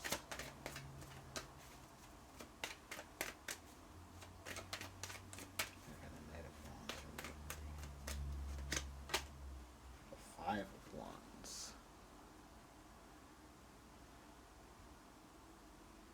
these. All I ask is your focus. No. Okay. I feel like that's kind of part of the message too. The magician in reverse. Yeah, you're done doubting your power. You are powerful, and you have let so many people for so long tell you otherwise. Let you keep you in this energy of you can't do that. That wouldn't work out. This'll only crash and burn. Blah blah blah blah blah. That Three of Pentacles in reverse. I feel like that is who you are moving away from in the Six of Swords. You're like, bye. See how he is boating away from this Three of Pentacles? Because this guy looks like he is in this reverse picture. He kind of would probably just drown them in water, criticism, their own emotions. You know. You are distancing yourself from that. You are moving out of your shell, breaking out of it, and if people support you, cool. They can come along with you on the journey. Notice how this boat is not empty. He's got the squad in here with the swords and everything. He is going off, and he's got friends and family, whether that's blood or otherwise acquired loved ones who are there for him, and experiences in his own mind, because he's a powerful creature who can paddle that boat on his own. And he is on his journey, on his way to go do the thing.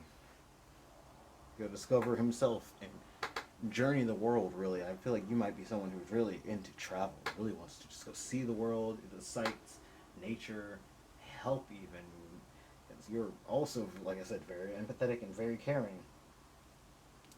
And you know that your care, your skills, your ability could be used in other places where they won't just criticize you from existing and cause you to spiral, to suffer.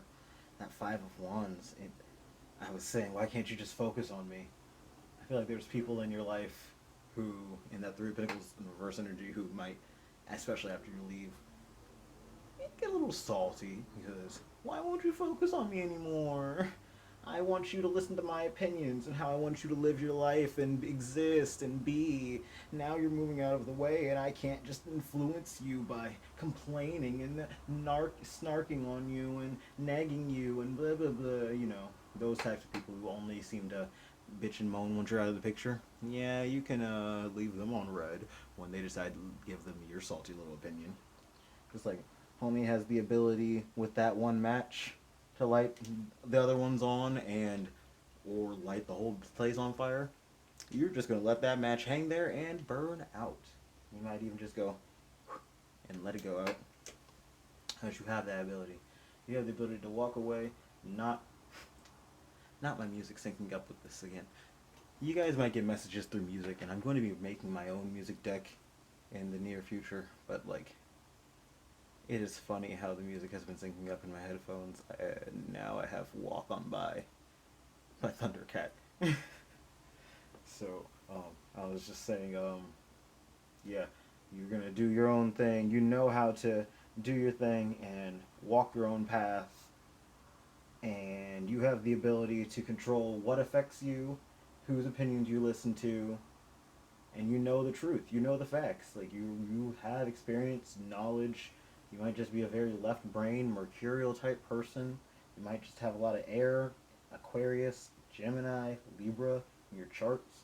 But I feel like you're very mental, very mercurial, and very much someone who can make good decisions, not only for themselves, but for the collective, and help take care of people. I really feel like you are someone who wants to like nurture the community and yourself.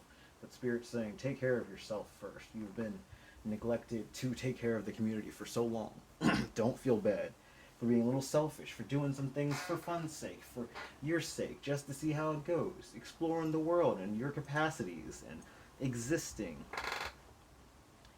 And don't let people shame you for that, like, because you've watched for years people live themselves. We're selfish creatures. There's no and or but. Humans are selfish.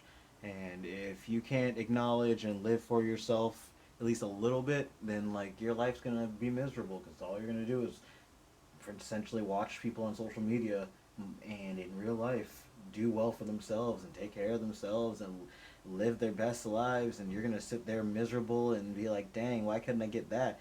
When in actuality, it's just been sitting there 5 feet from you, waiting for you to click go. You've got the power, Group 5, and I really feel like it's just waiting for you to take it in your hands. I got 2 songs for you now. Not this song, but another one. Oh. Here is the book. I want to shuffle this inner child deck for you.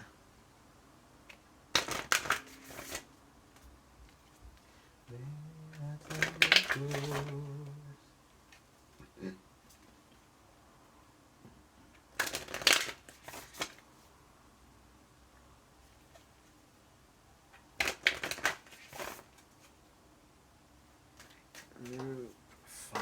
That's my time to message you. I figured 5. Okay.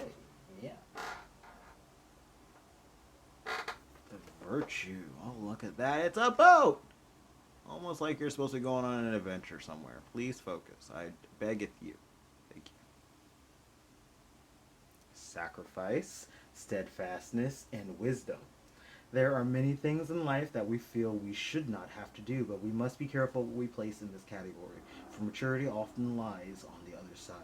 So today, try to do one thing that you maybe should not have to do.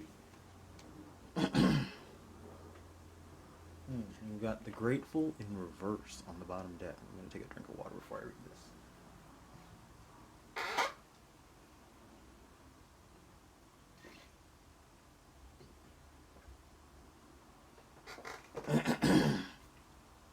Alright. Gratitude, joy, and abundance. Gratitude is the door that welcomes you to the land of milk and honey. Take time today to remember all that you have to be thankful for, allowing your feelings of gratitude to overflow every part of your being with its dazzling warmth. So, I'm getting a couple messages. Number 1, drink more water. I have been obscenely thirsty for no reason.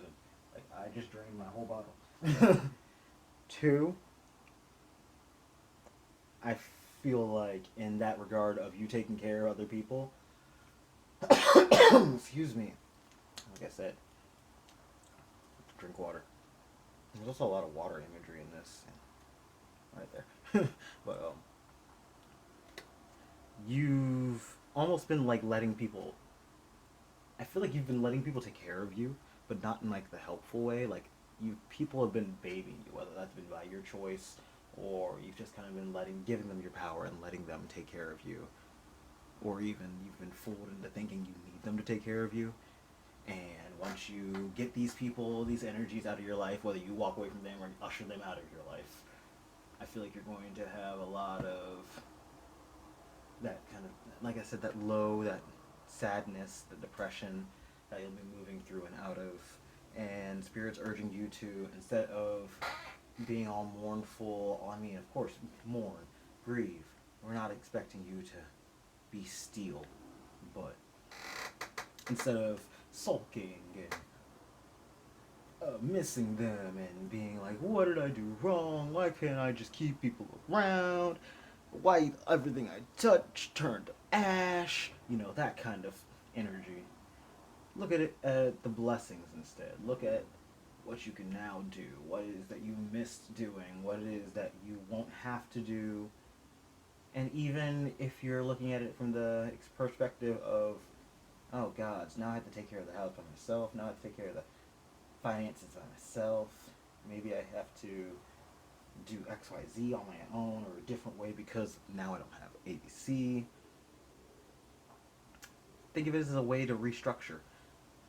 Maybe those things weren't doing you well. Maybe the way you were living your life wasn't serving you the way you thought it was. Maybe you were just getting by, surviving instead of thriving. And Spirit is asking you, that's the first time I've said Spirit, I think your Spirit team is, first of all, that was the message I was trying to say. Your Spirit team would like to talk to you more.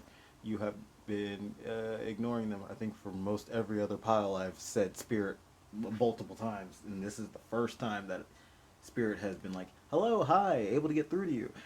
Now, would you like to talk about our Lord and Savior? We're trying to get to you about your car's extended warranty. But, yeah, Miss Muerte and your Spirit team are urging you to please just think about things in different ways. Change your perspective. Wake up and be a little bit more grateful. Think of the things, like, even if you can't think of 5, because a lot of places are like, think of 5 things you're grateful. Think of one thing this morning that you're grateful to be able to do, or one thing that you're excited to do, even if you can't think of something you're grateful. Think of one thing that's going to make you happy, excited. One thing that can brighten your day, whether that's the sky is pretty, those flowers look nice. Oh my god, a dog! I heard a cool song, a song that I like, or a song that I know already, a new song. I met someone new. The person at work today didn't suck. We got out early today. Traffic was really light and I got to get to work early and chill in the car a little. You know, the simple joys in life. You forget sometimes that you gotta cherish every moment and make that life less suck. Because life will suck as hard as you let it. But you also have the ability to lessen the blow of the suck. And then when it does suck extra hard, you'll be like, ah, well, geez. And it'll be a lot less terrible in comparison if you're taking and rolling with the punches, you know? Like, if you're always reacting to things like it's always an 11, then of course, when something actually terrible happens, it's going to feel like a 300. But if you're reacting to things like everything's a 3, then, you know, when something that's like a 11 or an 100 happens, you'll be like, oh, a 5. You'll be more emotionally prepared, you know, and less likely to just completely break. You get me? You do? Alright, now, got some more oracles. Let's get some Moonology cards.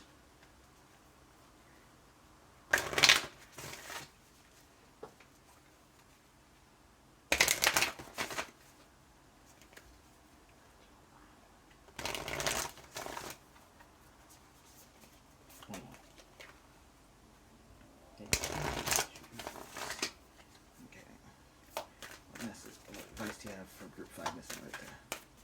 What advice do we have for group 5 missing right there? I knew that was going to come out. Any more advice?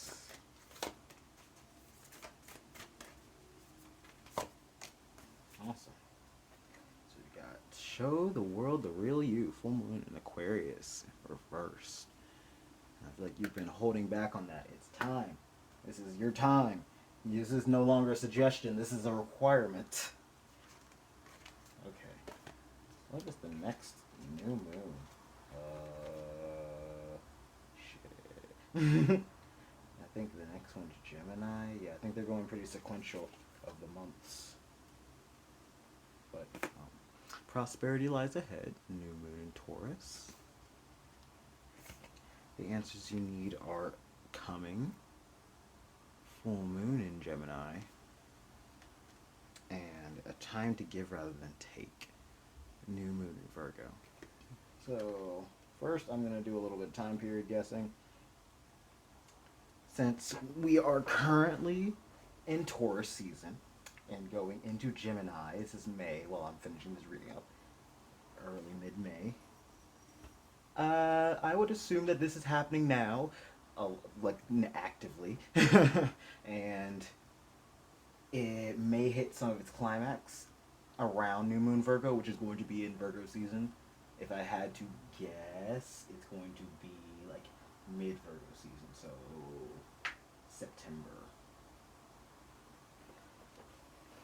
But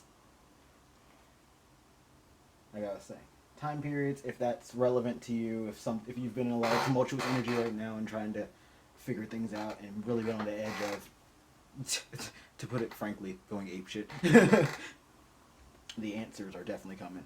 You are figuring things out, and if the idea of cutting ties, of breaking up, of kicking people out, of changing circles, jobs, groups, life, states, countries, locations, etc., is coming into your mind, if the urge to create and become the person you desire has been itching at you, it's time. It is asking, begging, nay, demanding that you really show the world who you are. You have been biding your time, twiddling your thumbs, and keeping your mouth shut for far too long, and things are about to expand, but they can't grow. You can't meet new people. You can't gain new skills, amass wealth, live the life that you want to see and put things in the order that you want them to be in, so that you can start creating the change and the growth and the prosperity that you want to see, until you start putting the, you know, the work and that action in. You can't be like, all right, now I want $1 million, and then sit there on your floor and do nothing. Because $1 million is not just going to fall through the ceiling for you. I'm sorry. It's not going to happen. While you can be more self-focused and less focused on taking care of everyone around you, while you figure yourself out, while you go on your new adventure, while you meet new people.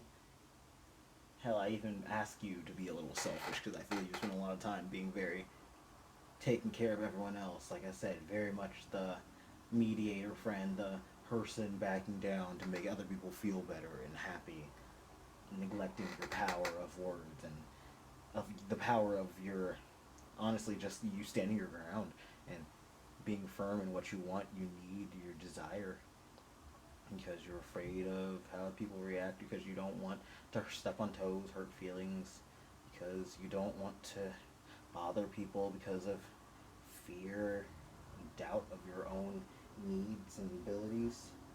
No more of that. Time for selfish. This is selfish girl summer. Selfish boy summer. Whatever gender you identify as. Selfish summer.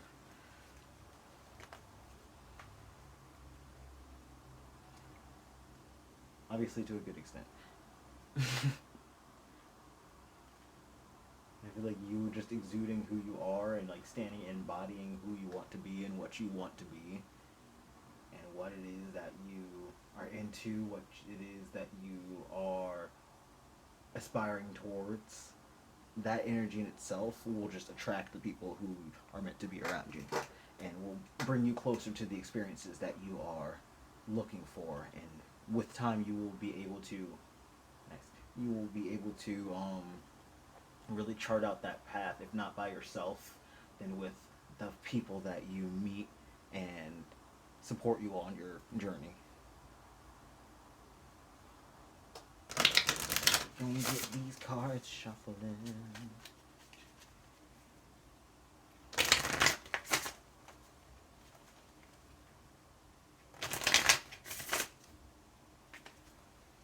Mystic Shaman Oracle. And Miss Muerte. What advice do you have for group 5? Okay. Advice for group 5. One more card, please. One more card, please. Thank you. Got the mystical shaman himself. And this is giving the magician energy. You really have been doubting all that power, all the skill that you have. That is a relief of sacred symbol, the Indian cross in reverse. And really ignoring the spirits, the blessings, and universal energy that's backed you up this whole time. Even, yep. Oh. I was saying that, and then I looked at the floor, and the card that fell is the Ancient Ones. You got the Ancient Ones, which is number 1 as well. What did I say earlier about ones? The Rattle. And Water in reverse. All that watery energy again. Absolutely. You're going to be channeling your emotions and channeling... I'm really hearing your voice. It is the tune that you dance to, your inner voice, your... what it is you want, need, desire, enjoy. The things that inspire you, the things that drive you, the things that make you get up in the morning, the things that you want to see in the world. You're going to paint the world with your brush, with the paint provided to you from your spirit team, your ancestors, the DNA that is just in your body and innately running through you.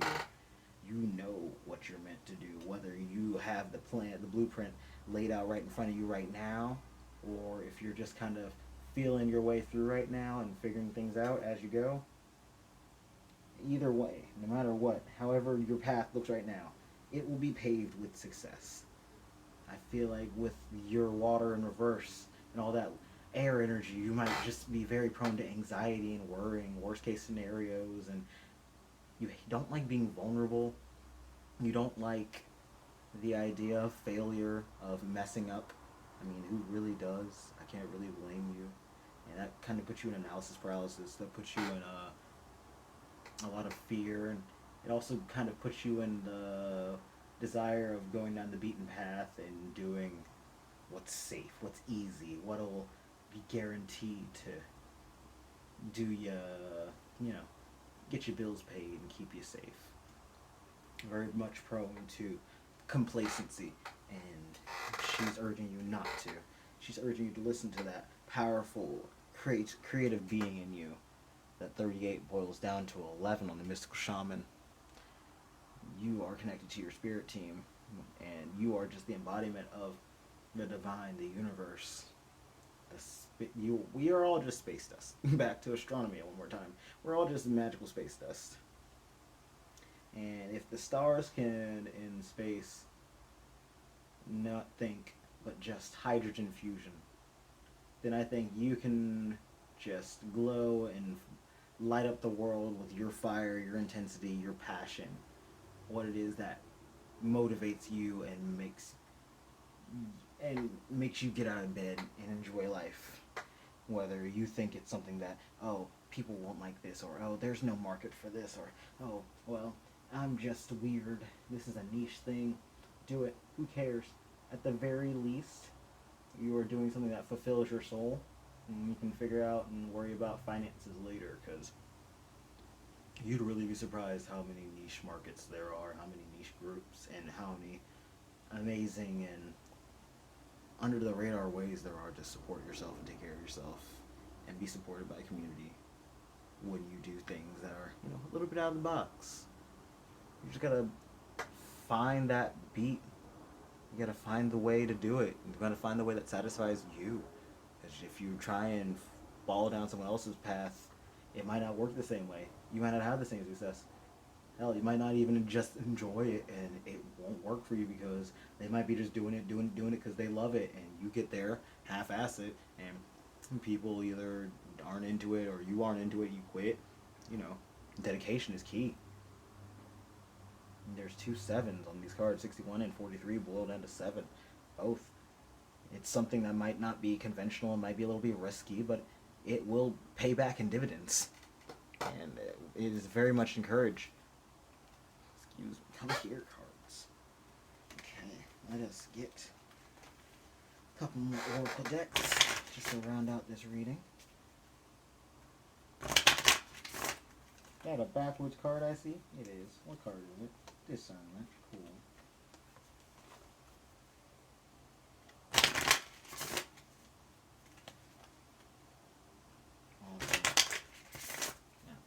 Let's put it what advice do you have for group 5 in this deck?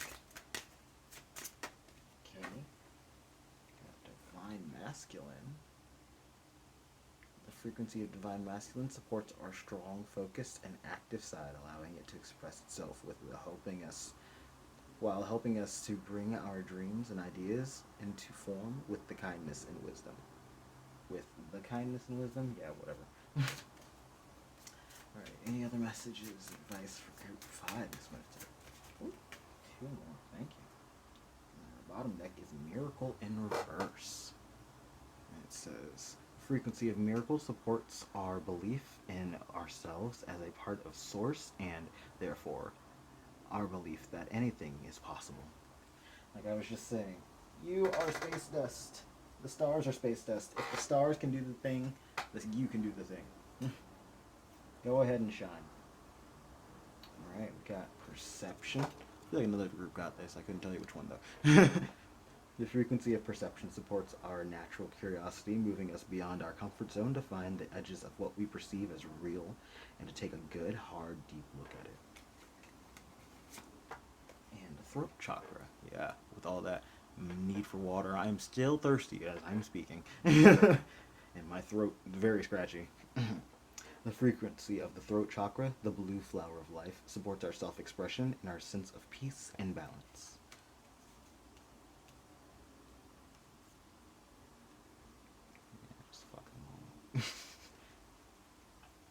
There's a lot of blue. So yes, very much throat chakra, not only that, but your third eye, which is very connected to intuition, as well as the divine. Your it would be very much advised to, if you don't cleanse yourself already, cleanse yourself, and specifically cleanse those areas. But she's really asking you to speak your truth, speak your mind, and go forward with the conviction, the power, and the authority that you know what you're doing. This is what you're meant to do. That you will carve this path out if you have to yourself with your hands, your bare hands. Like, if someone tries to tell you that people don't do that, people don't want that, that's not XYZ, you won't be successful. Tell them that, not with that attitude. In my world, I'll be successful. And you live your best life. And you do what you're meant to do. And you make that money. Or you make those connections. And you make yourself happy. You live your best life. Because your path is leading you to a legacy, really. That Ten of Pentacles energy is something that you will be known for. You might even be someone who carves, like I said, you carve that path with your bare hands, and you pave it too.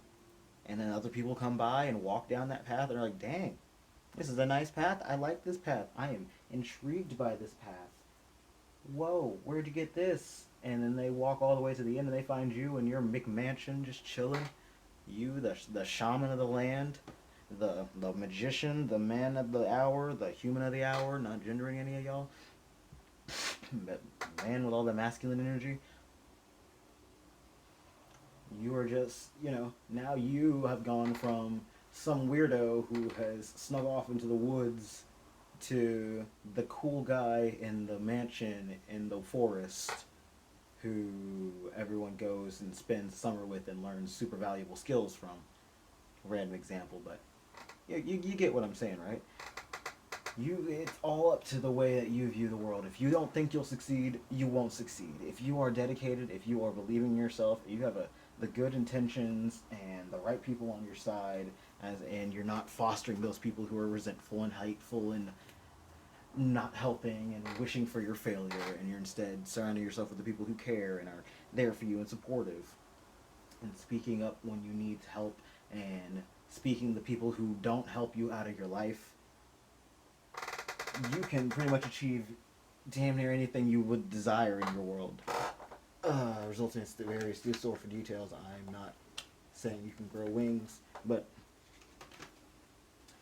hell, we made flying machines, so isn't that good enough? Gonna round out this reading with some Cards Against Humanity cards. Just some final advice.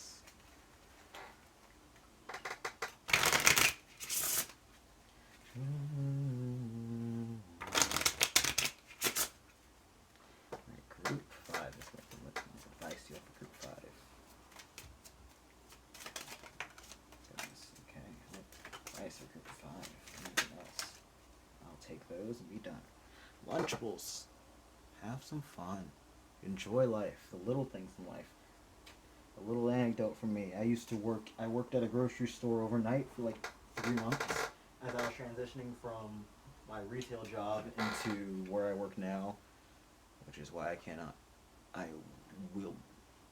working on my posting schedule right now. But during that, a lot of times on my breaks, I would just buy a Lunchable because, well, 2 reasons. Number one, there is a specific Lunchable that has like these little vanilla cookies in them, and I swear to God, they're like the best vanilla cookies in my life. They're like tasty as shit. And I'm so mad they don't sell them outside of those Lunchables. I will figure out how to reverse engineer them if it kills me. And number 2, because it's the little things, the joys of life that you can give yourself on the fucking miserable days, on the tired days. And it's all you can do when you are there lifting and exhausted for 9 hours in pain, to give yourself a little treat of a little finger sandwiches or little pizzas and a little piece of candy or some cookies, just to make yourself feel good. I feel like that's her telling you, if you want to treat yourself sometimes, treat yourself, but also make sure it's sometimes, because if you're just treating yourself all the time, that's not really treating yourself, that's just lifestyle.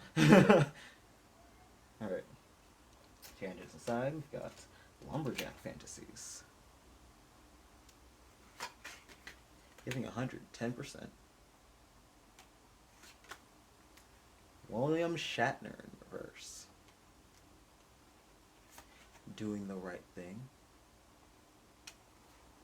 Switching to Geico.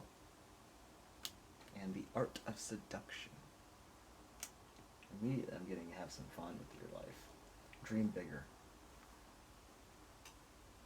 William Shatner, he is a famous actor and celebrity. Pretty sure he's the Star Trek one. Don't roast me, please. I promise I am watching Star Trek, finally. I have ADHD. But, you're like, dang, I idolize this celebrity or this person who did this. Dream bigger. You can do even more. Be the change you want to be. Become the person that you want to see in the world doing the things that you want to do. Like, if you see someone and you're like, dang, you're cool and all, but I wish you'd do ABC with your power, or XYZ with your money. Or I wish they'd make this kind of show, this kind of game, this kind of experience. Why don't you? I always say it myself, if I want something done, I gotta do it myself. Oftentimes, that's how I've been with my writing, it's how I'm ending up with my readings and my art. Like, pretty much all my creations is half of what I know how to make and do is just because I was like, if I want it done the way I want it and need it, and the specifications that I need, thank you, car alarm. Yeah, I'll have to go off. I'll have to go do it myself. I'll roll up these 2 sleeves and I will get her done with these 2 hands. And I feel like that is an energy really embodying. And also, interesting, with the lumberjack fantasies, you might even be someone who's very interested in nature, conservation, taking care of it, and living off in the woods and being the cool lumberjack person that you want to see. That doing the right thing in lumberjack fantasies. I can really imagine you group 5 out there in your flannel with an axe mostly to protect, friend of all the woodland creatures like some goddamn Disney princess. Just protecting the forest from dickweeds who are trying to poach and cut down trees and start fires, you know? Teaming up with the environmental agencies and figuring out how to help stop the deforestation and things like that. I really can see you. Very interesting I said that because I didn't even notice switching to Geico could even mean you be English. It could even mean that you'll be teaming up in the future with someone like a bigger corporation, a bigger company, bigger partner who's got like a little bit more clout, a little bit more money. Like, you might not be the William Shatner, you might not be the household name, but you might end up working with some people who are household names. You might end up in a situation where your name becomes a household name, even where the things you do, your contributions, all of which your even just your charisma with that, the allusions to celebrity, you might even just become someone who's known for whatever it is that you did. You didn't even like change the world per se, but like your influence, your charisma, your charm, your energy, the way you live your life, kind of getting vlogger style energy from that, if that's something you were looking forward to or interested in. But you could just become inspirational by the way you exist. Like, I'm getting a lot of like Billie Eilish energy, how when she came on the scene and her like baggy kind of streetwear stuff, everyone was like, dang, queen, your fashion, your mind. And she kind of just, she didn't pioneer it per se. She wasn't the first person to do it, obviously. This is not a new fashion. But her genre of music and her kind of aesthetic were something that a lot of people were like, ooh, I like that. I want to do that. I want to do something similar to that. I'm inspired by that.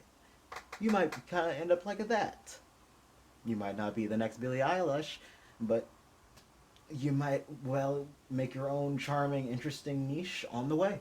And, you know, I'm freaking rooting for y'all, Group 5. You are powerful creatures, and you need to unleash the beast that is just dying to go off and do its thing. Because, boy howdy, there are things to be done. And boy howdy, I have been reading for an hour. Y'all's has just been the longest, most exorbitant reading. I think y'all just needed to hear it. So thank you so much, Group 5, for tuning in, being around, and listening out to the end if you listen through all of this rambling Jiminy. Thank you to Miss Muerte for helping me channel these messages. You sure have a lot. she sure went off. I could not speak, and I cannot speak. I have been speaking for a while, though. So thank you so much, Group 5, for tuning in and watching. Thank you to your guides, Miss Muerte and my guides, for helping me channel these messages out for you guys. Make sure to leave a like if you enjoyed, obviously. Subscribe if you want to see more. Check the description for the songs. I'll leave you a song or two, as well as if you want to book a private reading or anything else related to me. Otherwise, I will see you on the next one. Stay well.